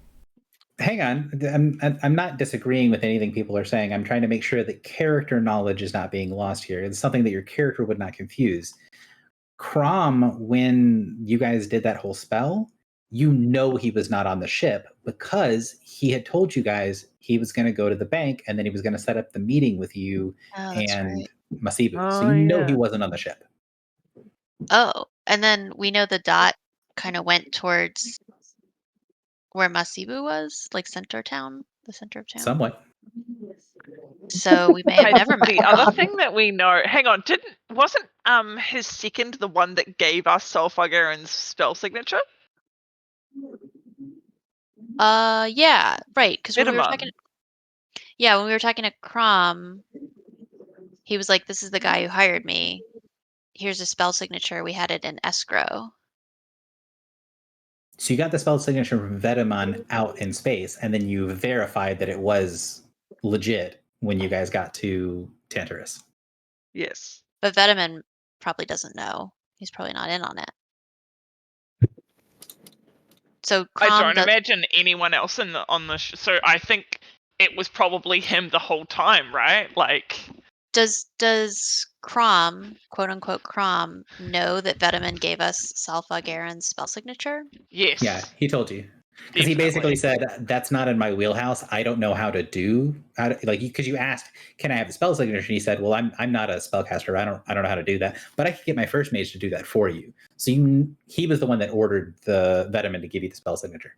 So why would he do that if it was Salfa Garen? Because he thought he was well hidden. I guess. Yeah, he didn't But think we there's- could like tell. Pretty arrogant of him. Gary, I have a question. Mm-hmm. It is pertinent for the first time. What are my new Baneslayer powers? Have I still forgotten to do Baneslayer stuff? Yes. Jesus. I need to know because I think there's something in there I want. Like a zone of truth.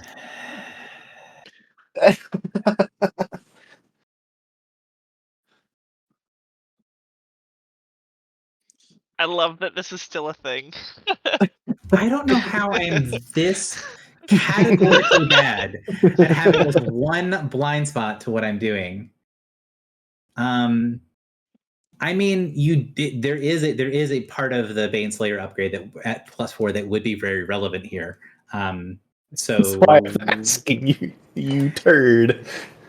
I was like digging in the depths of my mind to try to remember, and So this is the thing. It's not properly formatted, right? But that's the +4, one of the +4 powers for Baneslayer.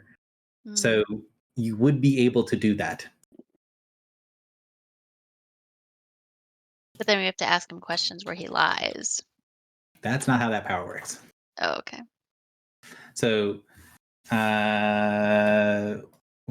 check what Discern Lies actually does. make a religion check. Use the result as a bonus to your insight checks to discern any untruths spoken in your presence during the duration. Is an untruth different than a? Is it like a white lie? The intention is that it's not strictly like. So the idea is that if it is a deception, so it doesn't have to be like a strict lie. It's anyone who's deceiving you. So it's not as limited as maybe it might seem, because of the way that it's supposed to be, right? Like if someone's misleading you, it should ping the spell.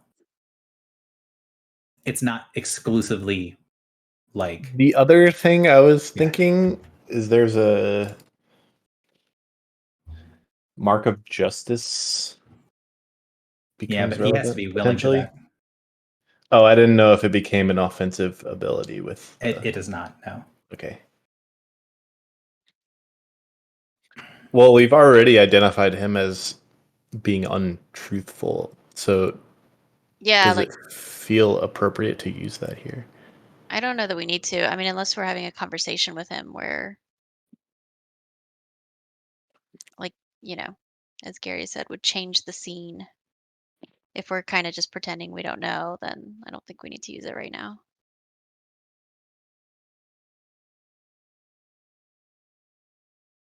Yeah, I don't think there's anything else in my notes from Baneslayer specifically that'd be help other than that discern lies thing, because there is a thing that Mark of Justice changes a little bit, but it's not going to be useful for this in particular.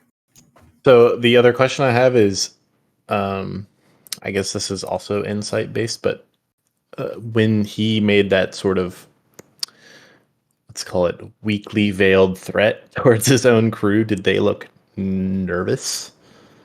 Like When they you knew? weakly veiled. Like the one where he said, my crew is, we just were attacked and they're still unsafe. I mean, it's not really a veiled I don't threat. think that was a threat. It was like his reasoning for not want. Like a excuse. captain doesn't leave his ship when it's under threat, basically. Yeah. Again, I was He's under not the threatening assumption them.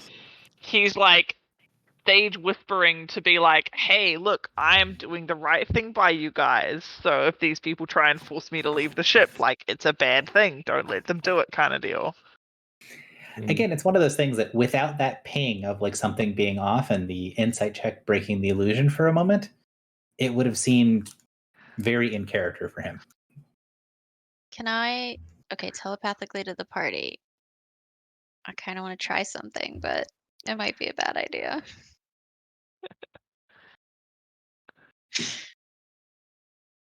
Can I say loudly to Griffle,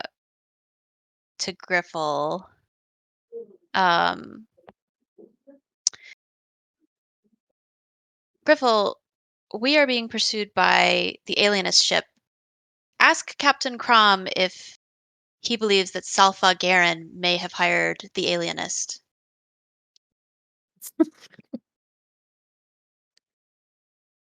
But like he can hear you, right? Like, Oh, yeah, Yeah. he can hear you.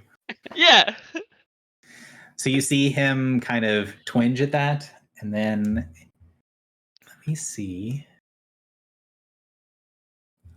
I closed it. Damn it. Hang on. Let me open this back up. Because I closed it to look at something else.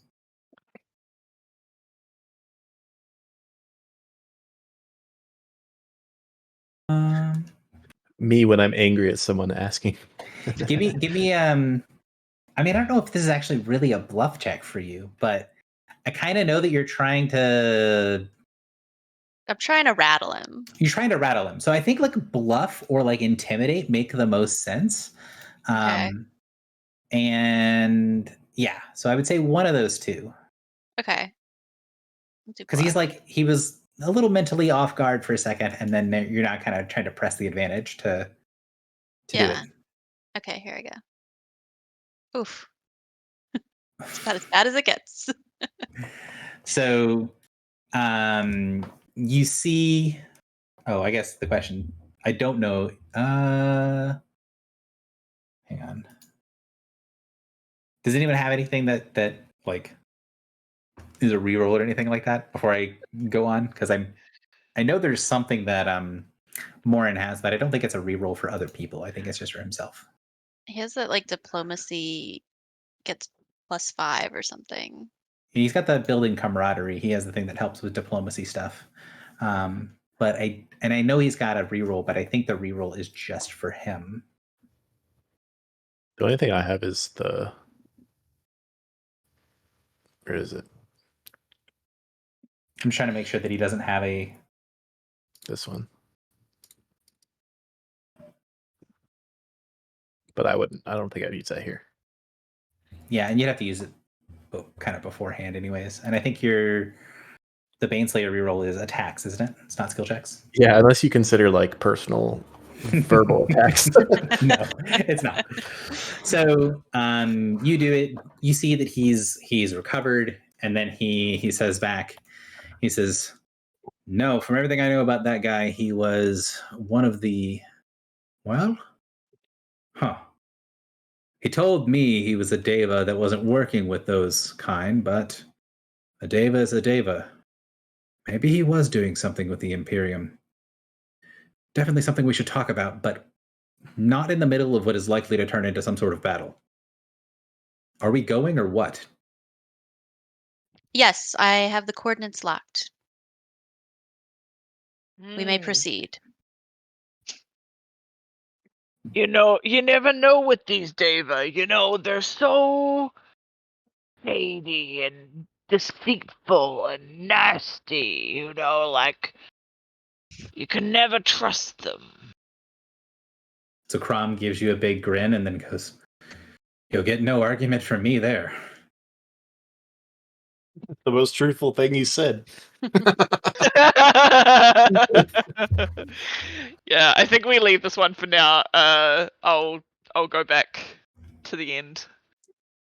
Okay. So fly back and activate the borer, one of many. Yes, please.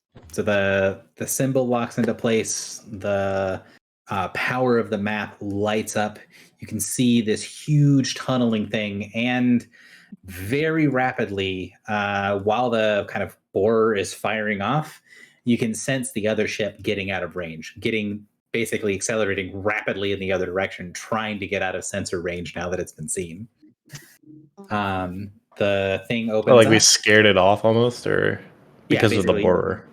No, because you saw it, and it takes a little bit of time, but basically you saw it, it showed up on your sensors, it recognized that you saw it, and then it started to leave, and you guys can see it as the borer is opening, rapidly retreat.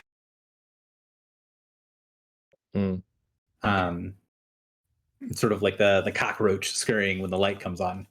So the borer fires open, and you see kind of everyone on the ship try to keep their guard up, like everyone on both ships trying to keep their guard up, but then just not really able to do anything as they just sort of stare in awe as this, thousands of miles wide corridor that reaches to another star just opens up in the cloud. And just the scale of it is something that no matter what people are trying to do on board the ship, they stop whatever they're doing and just stare as the heavens open up as the borer activates and shoots off into the distance. After a moment of sort of awe and being stunned, you see Captain Crom look over towards your ship. He gives this sort of crooked smile and shakes his head, and then he turns around and starts barking out orders just as the ship sort of decouples and the atmosphere of their ship breaks from yours as they prepare to accelerate down the tunnel. You're pretty certain that he noticed you guys were trying to do something. Like a sort of a, I see what you did there type of smile before he turns away. Oh, so he knows that we know. Or at least suspects that we suspect. Mm-hmm. So the borer opens up. The ships both start to accelerate. Their ship leaves before you, but that's not super unusual. You know that it takes them a little bit longer to accelerate than you. And you can relatively easily catch them in the channel. And it's going to be another 8 days of trip to get from here to there.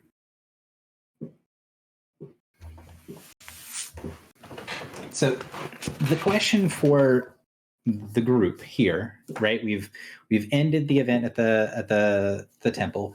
There is a moment where we're going to have to somewhat rewind, although I'm not sure we need to really, where when you guys left through the gate, before you left, you would get the weapon, Griffle. The gatekeeper, Amitriel, would give you the weapon, and it would not burn you now. Oh, cool. Yay. I had forgotten about that, actually.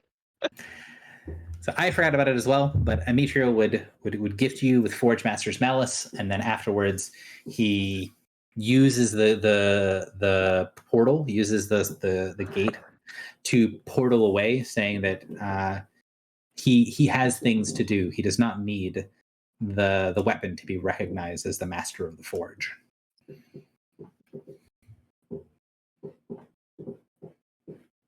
So he gates away, and the thing before the group is, we have some, this could be potentially downtime, this could be some other stuff, right? The two ships traveling together. there was some discussion about potentially trying to stop and engage the alienist ship that's following you. There's the potential with the stuff with Crom. How much of this stuff do you want to try to do sort of en route to the next location? How much of it do you want to just say, we'll travel there and do some downtime stuff between here and there, and then we'll deal with stuff at the location? What are people thinking about?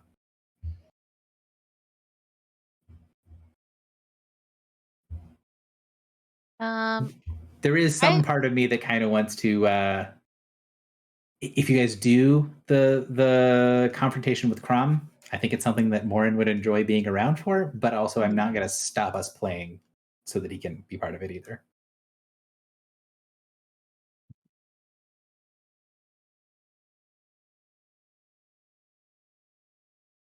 But yeah, what are your guys' thoughts? How would you want to, because in my understanding, there's basically two big things. At some point, you're probably going to do some version of confronting Crom, and then at some point, confronting the alienist ship.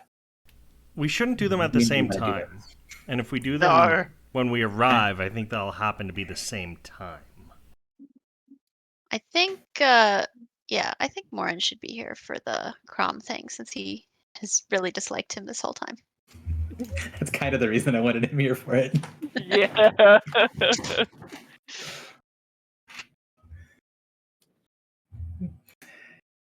Well, I think we should take a long rest. Definitely doing that, no matter what. And then are we level 15? You are level 15, yeah, so you'll level up to 15. Woo! The conclusion of the temple. And then, I don't know. I mean, I guess we could, I know this is a dumb question that I can't get an answer to, but I wonder if we are strong enough to reasonably take on a Star Shadow ship at this point. Or if it's a death sentence. I guess I could consult an oracle. Let's see. I mean, you know that consulting the oracle will not give you that information. Oh, but there are rituals that do. Wait, what is it?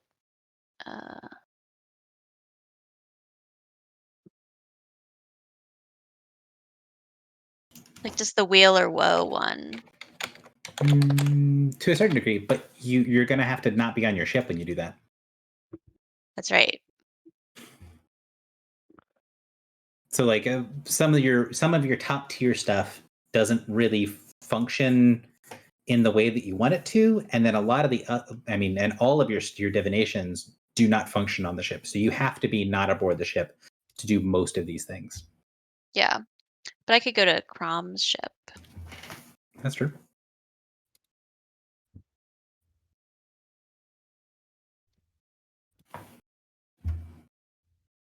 The only issue there is you're going to have to find a way to engage this thing, because I think the one that you're going for is pretty short range, time-wise. I think it's 30 minutes or something like that. I'm trying to find it right now. It is. It's 30 minutes. But you know how wasn't the thing how they did the divination on the other ship? They all imagined doing something. Yeah, that's how the other ship navigates, is basically doing that, but then imagining they're commanding the ship in a bunch of different directions of what would happen if we did this, and then picking the way that they don't die for the next 30 minutes and then do it again. Yeah, so I'm wondering if I could kind of copy that technique with imagine all of us imagining attacking that ship. I mean, you could also get Veteman to do it. That is his thing. He is a divination specialist, and specifically the sort of repeated low-level divinations is his jam. So you could do it aboard his ship, but he could also help you, or he could do it for you. I feel like I'd want to do it because I too am a divination specialist. A master, if you will. Mm-hmm. Mm-hmm. You can tell that his how do I say this? His mastery is focused on doing a relatively simple spell flawlessly and so efficiently that it takes basically nothing out of him. But he can't do the big stuff that you can do. He doesn't have the raw power that you have, but he's got possibly Precision. decades of technique and precision with his simple spells. Gotcha. Okay, well then could I ask him what he thinks? So on the big thing, he would kind of look back and then say, "So I did that. The thing you are suggesting. I wanted to see what would happen if we stood and fight when their ship came after us. They tried to jump us while we were distracted doing our salvage. Your divinations might be stronger than mine, but I'm good at what I do."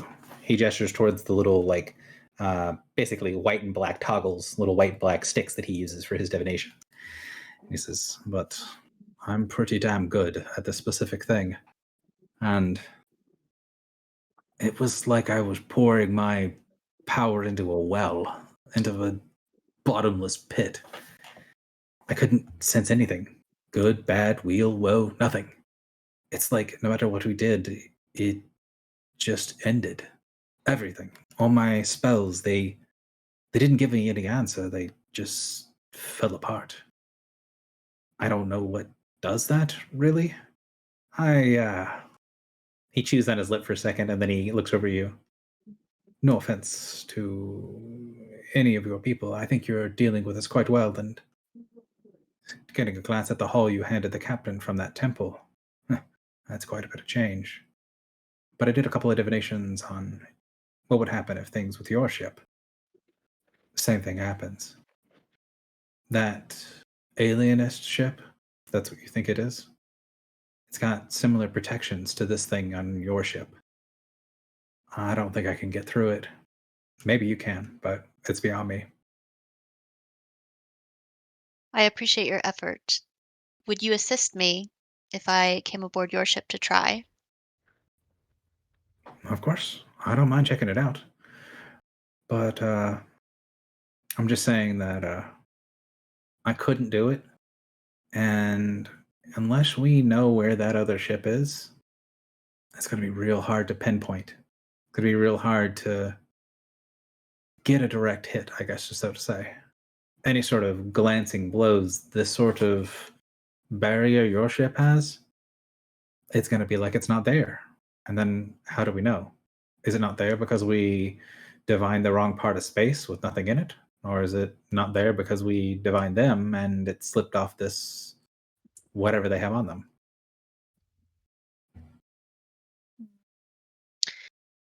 Still, I would I like have to a try. question.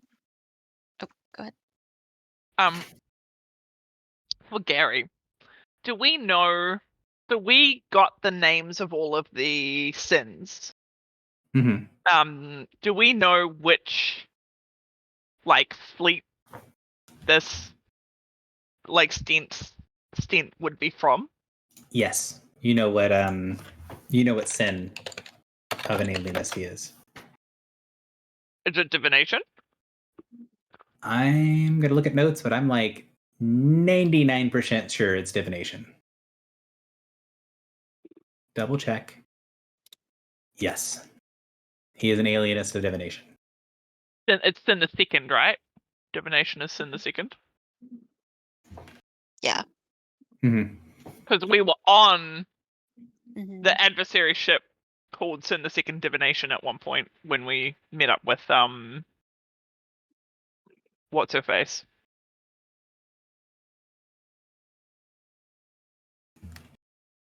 You're talking about the ritual caster that did the Divine Oracle, right? Yes. Yes, you were on the ship, the world ship Sin the Second. Okay. And is he's under the Exarch of the Second. He's under the Exarch of Divination, and his specialty is divination. Cool. Yeah, I figured. Please continue.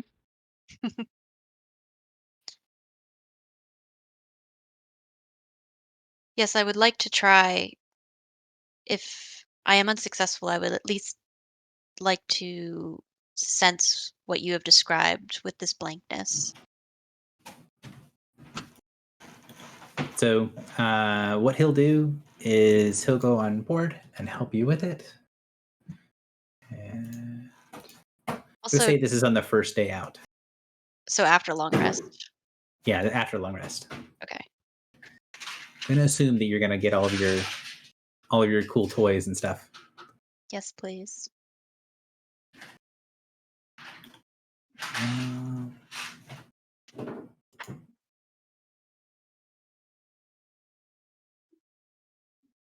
So, basically, throughout the day, you'll kind of do a what are called burst divinations, where you'll do a pretty easy spell, like back to back to back several times, and then you'll pause and get all the results, and then you'll do the same thing again.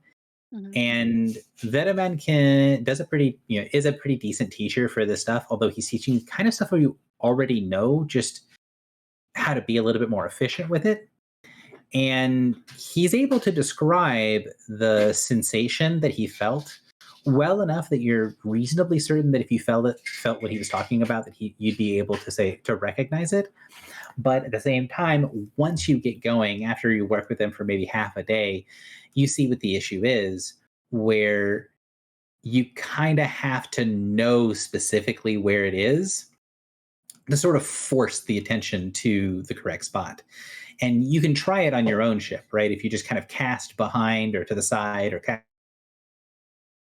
feel that there is sort of a warping effect of your ship where it sort of deflects divinations that hit it at an angle that don't hit it straight on. But if you do hit the ship straight on with one of those divinations, you can sense this sort of void that's there. But the chances that you'll be able to use one of these sort of burst divinations to hit the alienist ship just kind of head on at any kind of range is so astronomically small that it's not even worth putting to a die roll. Okay. So like he can use your ship as an example to show you what it looks like, but that kind of gives you the information to know that trying to their ship like basically impossible. Gotcha. But you might be able to get it to work. You might be able to penetrate through the thing if it's weaker than what's around your ship. You might be able to penetrate it if you hit it dead on. And I would say your divination stuff casts as 4 levels higher, right? Yeah. And do you have anything else that affected it? Changes my level? No. Yeah, like the divination mastery says, you match and perform divination rituals as if you were 4 levels higher. So it's basically your stuff functions as if you're 4 level higher. Yes. So I would say that you can realize that you're getting really close to being able to penetrate the veil around Superstition's End. You're not quite strong enough, but you're getting close enough to the point where you're like, oh, I'm, mechanically getting to the point where I could potentially be able to make a roll to penetrate this. Whereas you've never felt kind of close beforehand. Gotcha. Well, that's cool. And you can tell from the description that Vetaman gets you, he's nowhere near. Like, he's not even close to being able to break the wording around the Superstition's End. So that's what one is going to concentrate for a little while on the trip. Philly, why don't I turn it to you? Is there anything you want to concentrate on, want to do on the trip there? If we're somewhat assuming we're going to kind of slow roll some stuff so that Morin's here?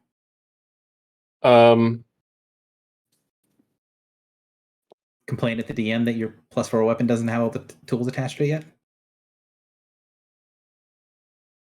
Because it's a legit complaint, but I am concerned about Crom. Well, here, I guess, like, is sorry, level to 15. Got it. I knew it was you. You were just viciously typing. So,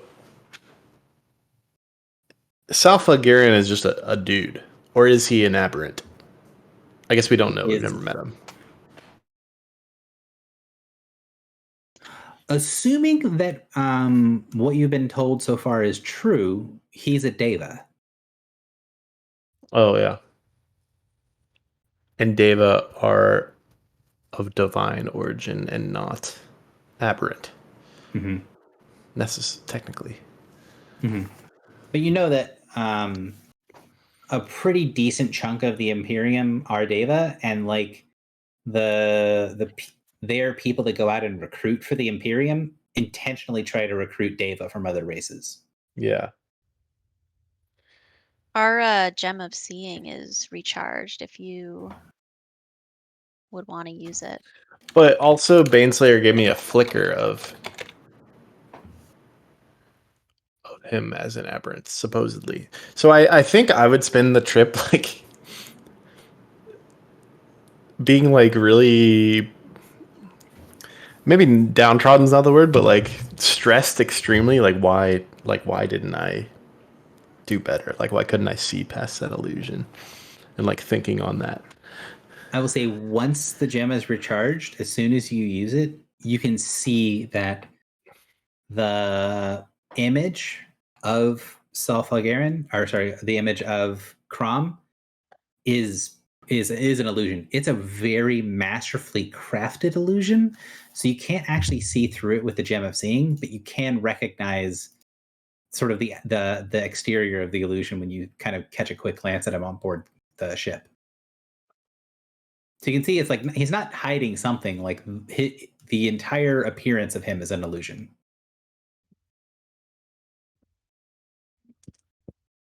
He is not invisible, but the image he projects is an illusion. But it's over a body. Yeah, it's over there. Yeah, and it's over someone that you're pretty certain is about the same size. Like he's not,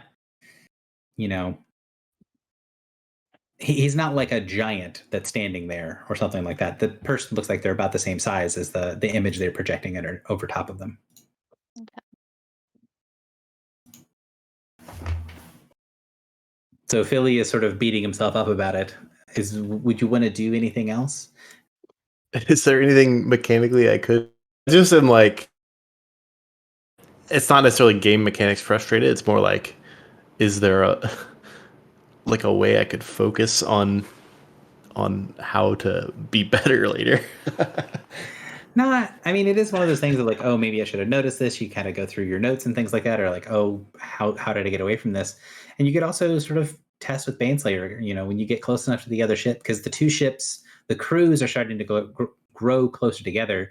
So basically, as soon as you guys get up to speed and after the excitement of the day passes, there's a game that the two crews play where they're basically playing against each other, using the symbols and the like flags and stuff, where they're communicating moves on a board, and that game starts up almost immediately as soon as you guys get out of danger. Like once the crew settles, then they'll start playing. So there is kind of a back and forth between the crew, and you could kind of test it out a little bit if you wanted to try to sense more about it. Mm-hmm. But if someone gets marked, they know, right? Yeah, he will know if you mark him with it. Yeah.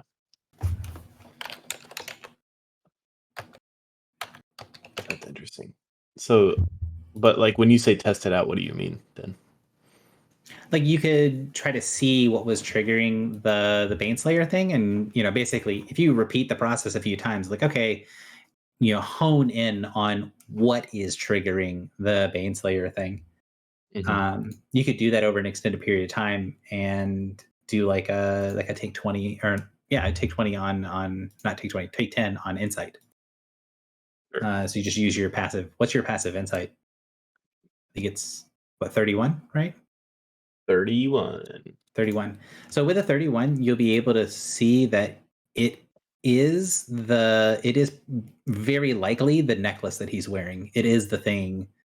It is the ring that he's holding on him. And part of the reason that it's not clearly pinging every time is it's like there's something obscuring the necklace. And when you're working with one of many, you can sort of realize that you're pretty sure it's the ring that's triggering Baneslayer.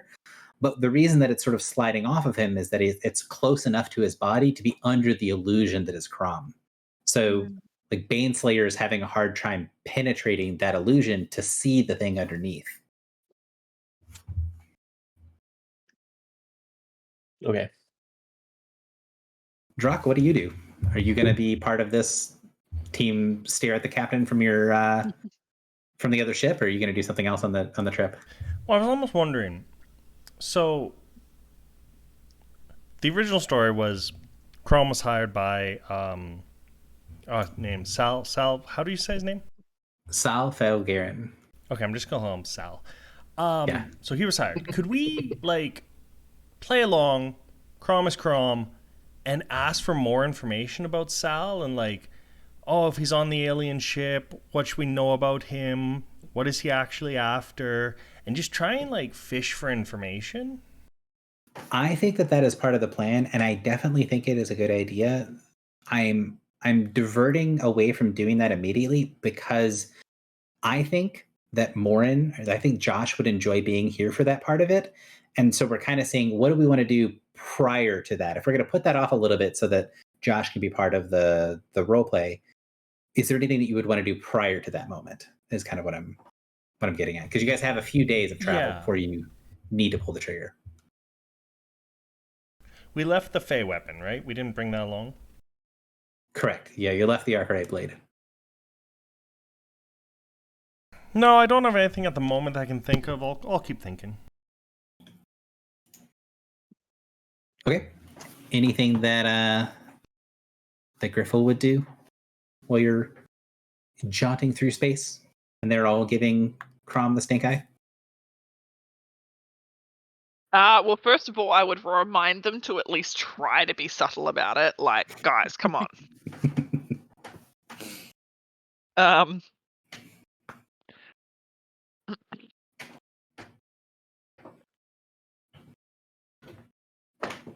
mean, yeah, like there's heaps of things that I would do, but nothing that I would care to like role play out. So like, I would spend a bit of time, like I would like do a good inspection of the end and like make sure that everything's in order. I would try and get like FaceTime with all the crew at least like a little bit and like make sure they're all going good. I would like check in with Hatterai and see how he's going. Like have a little cup of tea and a chat with him. I would suggest that at some point we should like try. Can you send to the Sphinx, or we don't have that planar sending just yet? We do have planar sending. You do have planar sending. Mm-hmm. Okay, yeah. Like, could we send to the Sphinx to Vesmahiz and tell her like the domain that is returned as hope? Like, there's a bunch of little bits and bobs. I mean, that is a thing a good thing to bring up. Is that something? I mean, I assume that it is something you want to do. Is inform this thing. Do you want to tell her via sending?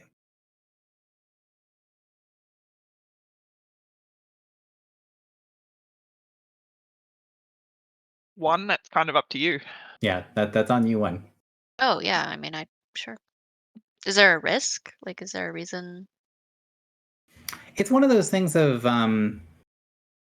it's whether you'd want to tell them in sending or whether you want to tell them in person. Like, I think because it's the Sphinx, important. Yeah. Because the Sphinx kind of had this big conversation with you about it, where I can see the value in telling her as soon as you know, and I can also see the value in we want to tell her in person and have a conversation in person. So like I can see both sides of it. I mean, I'm in favor of telling people as soon as we know, but maybe part of that could be, we'll come by to discuss when we're finished here. Sure. Also, I think the sending the way that you word it, you should be careful in case there is anything that could intercept a sending. So like you could say, hey, that thing that we talked about, it's hope. Mm-hmm.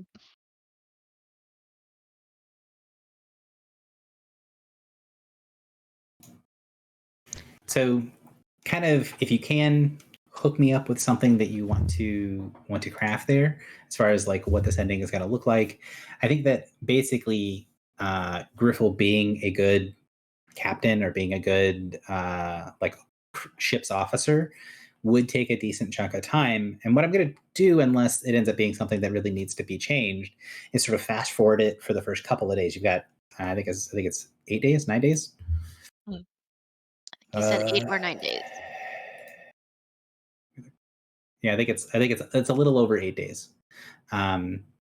So you've got a little over there. Here's you have 8.5 days. So you've got a really good chunk of time to do stuff between here and there. But one thing that I will say that happens is about 2 days out, you start to get this strange feeling that takes you a moment to recognize that it doesn't feel like you have a co-pilot anymore. It feels like it's fading. Like rather than it being someone standing next to you, that the presence of the helm, it's more like it was before. Like it's lessening the longer it's been away from the other shard. Aww.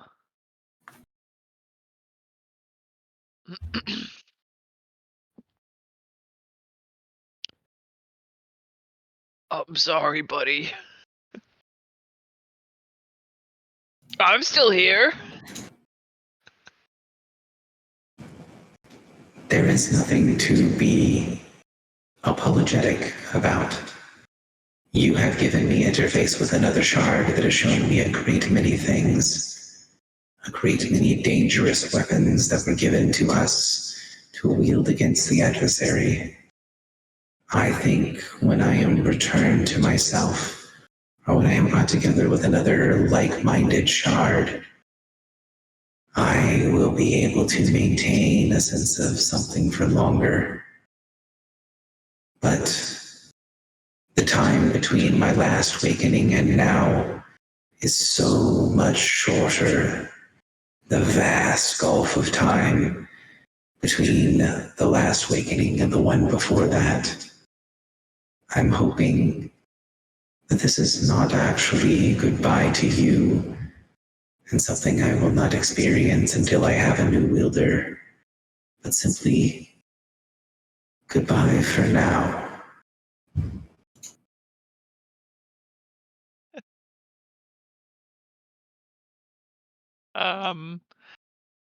I will just send the concept of like comfort. And you can kind of get from the helm that it really isn't looking forward to going back to being kind of mindless. Like it's losing a part of itself. But at the same time, there is this confidence that it's going to be short-lived and that you're going to find a way to bring it back. You're damn right I am. So what I kind of want to do is, unless people have something that they would like to do between, for the next 45 minutes to an hour, I kind of like to end session early, but kind of end it at that cusp of, okay, we're going to do one of the two big things. And it sounded like people's reaction to it was good. Drock had sort of said, hey, we've got two things to do. We want to make sure they don't happen at the same time. Are other people also on board with that? Like, hey, we're going to deal with Crom before we get to the destination? Yep, Yeah. sure. Okay. So what I'd like to do is, since that kind of puts Crom as the next major thing on the to-do list, if people don't have anything to do prior to that moment, we'll kind of go right up to that thing of, 2 days out from the temple, you go to have a conversation with Crom, and that'll be where we start session next time with Morin, and then kind of start there. So assuming that that's going to be our endpoint, does anyone have anything they want to do before we say, cool, this is where we're ending it for the session? I just one thing. I wanted to do a planar sending to An and let her know that we found her father. Well, we found evidence of her father.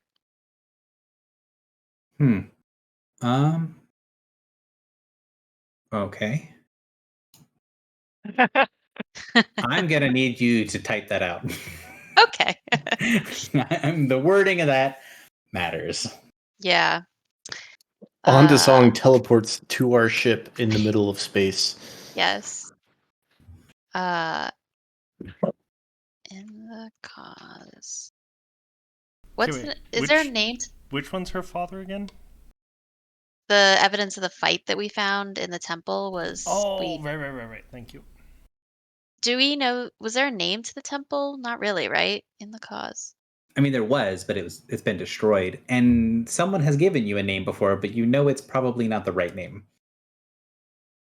What was it? Can you remind me? The death of it's the primordial, but the translation is the death of hubris. It is called.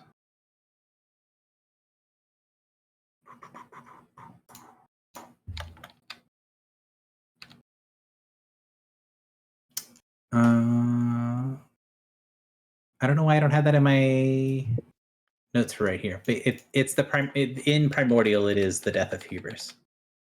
Okay.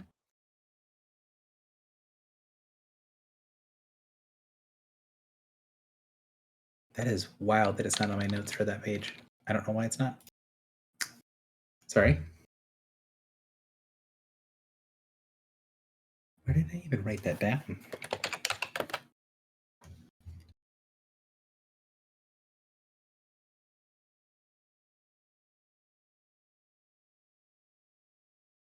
Because I know Morin was the one that got it because he got the translation.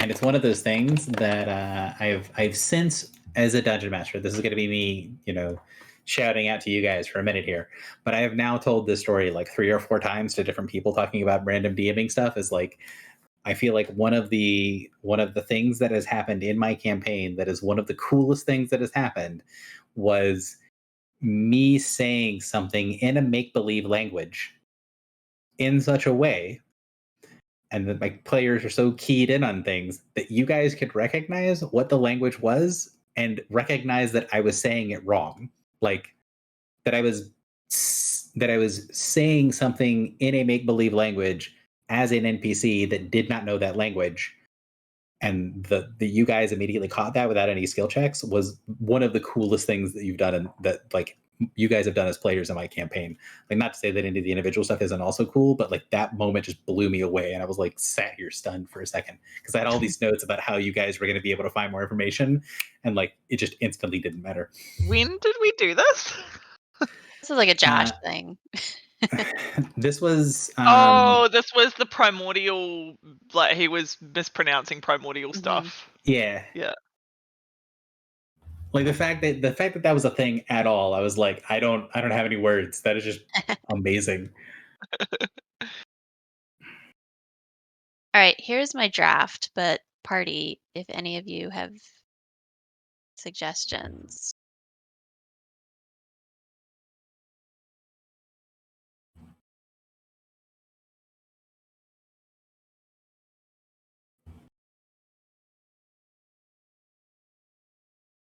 Yeah. Does that sound good too? Can I give a? She also get a thumbs does up? not get to respond in the cause. She does. At Death of Hubris Temple. Mm-hmm. I mean, it would only be one word because there is a name for it that I don't have on my notes for some stupid reason. Is this something we think she would give a fuck about? And why do we think she would give a fuck about it? I mean, because I think he probably was in a battle like 20,000 years ago. And we know he's not, well, we'd never heard of him. I just have a hunch. Okay. The message seems fine. Yeah. So what I will say is, actually, let me type this. Let me type out a response real quick, and then I'll say what you get from it. Okay. I thought she does not get to respond. Well, she has to cast it to respond. Oh, I see. Correct. And this level of sending is high enough that the vast majority of people cannot cast it. She's not the vast majority of people.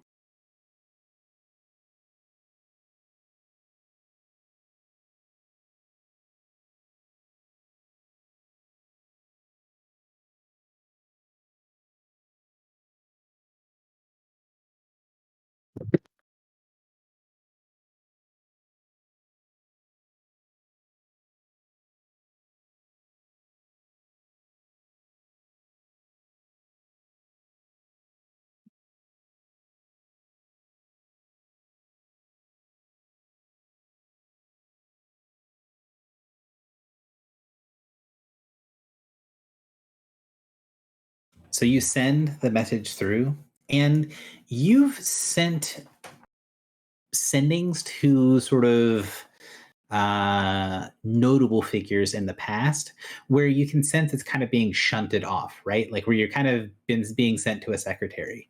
And when you do the sending, you get that sensation like the sending kind of slides off the intended target and goes to someone that's sort of deferred, right? You know that this is not something that like someone is doing against someone else. It's not you're hitting a shield or something. It's like they've said, hey, this other person has permission. And then you can feel as the sending is going through something you've never felt before. And it's a tug on the line. Kind of like imagine you getting sent to voicemail. And then as you're leaving the voicemail, someone picks up the phone. That's what it feels like. It feels like this was kind of set aside. And then as you started talking, the connection with An appeared. And about as fast as you can expect it to take for a planner sending to be sent back. So normally, again, with An, you kind of An or Aegis or one of those, you tend to assume that if you can't get an immediate response, it's going to be a little while to get an answer. This is not the case. You, as fast as what you would expect normal turnaround to be, like they stopped what they were doing and immediately started casting, you get a response.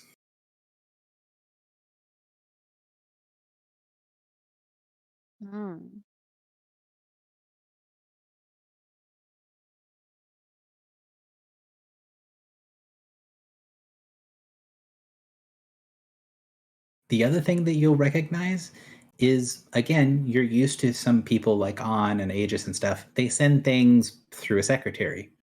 This isn't.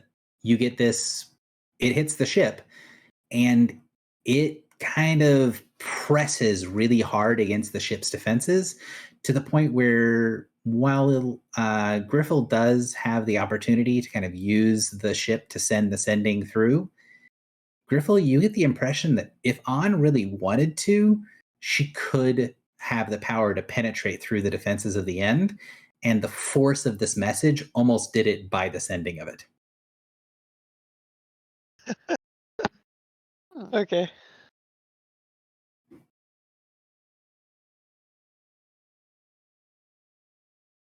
Should I respond?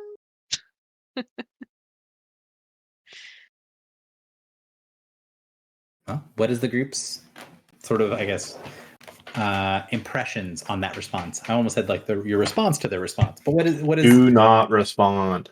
Yeah, I just leave responding is an investigation.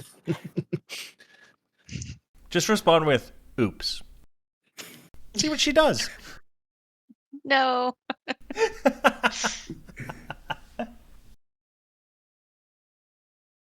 Can I just thumbs up it? Do I get that for free? You get a sort of. You can get as much as what you got from her was basically like message received. Got it. I think that's probably sufficient then.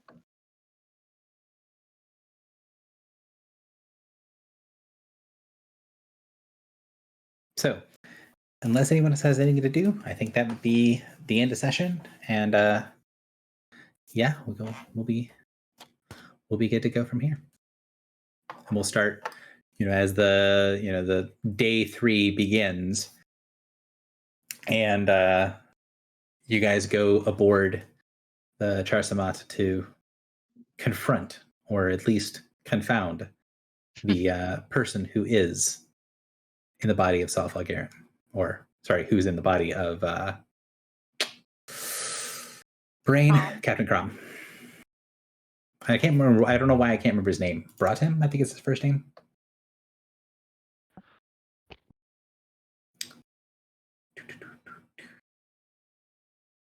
We have our next date. Broughton Crom. So we had initially said that it would be next or the one after. I'm kind of leaning for the week after if it's kind of all the same different people, because I know Foxy's trying to. I feel like Foxy's trying to be a team player and on a date that she really doesn't want to play on, or doesn't want to be committed to So you're on. doing it the 27th, right? Um, Here, I'm 20th gonna next week. stop the recording.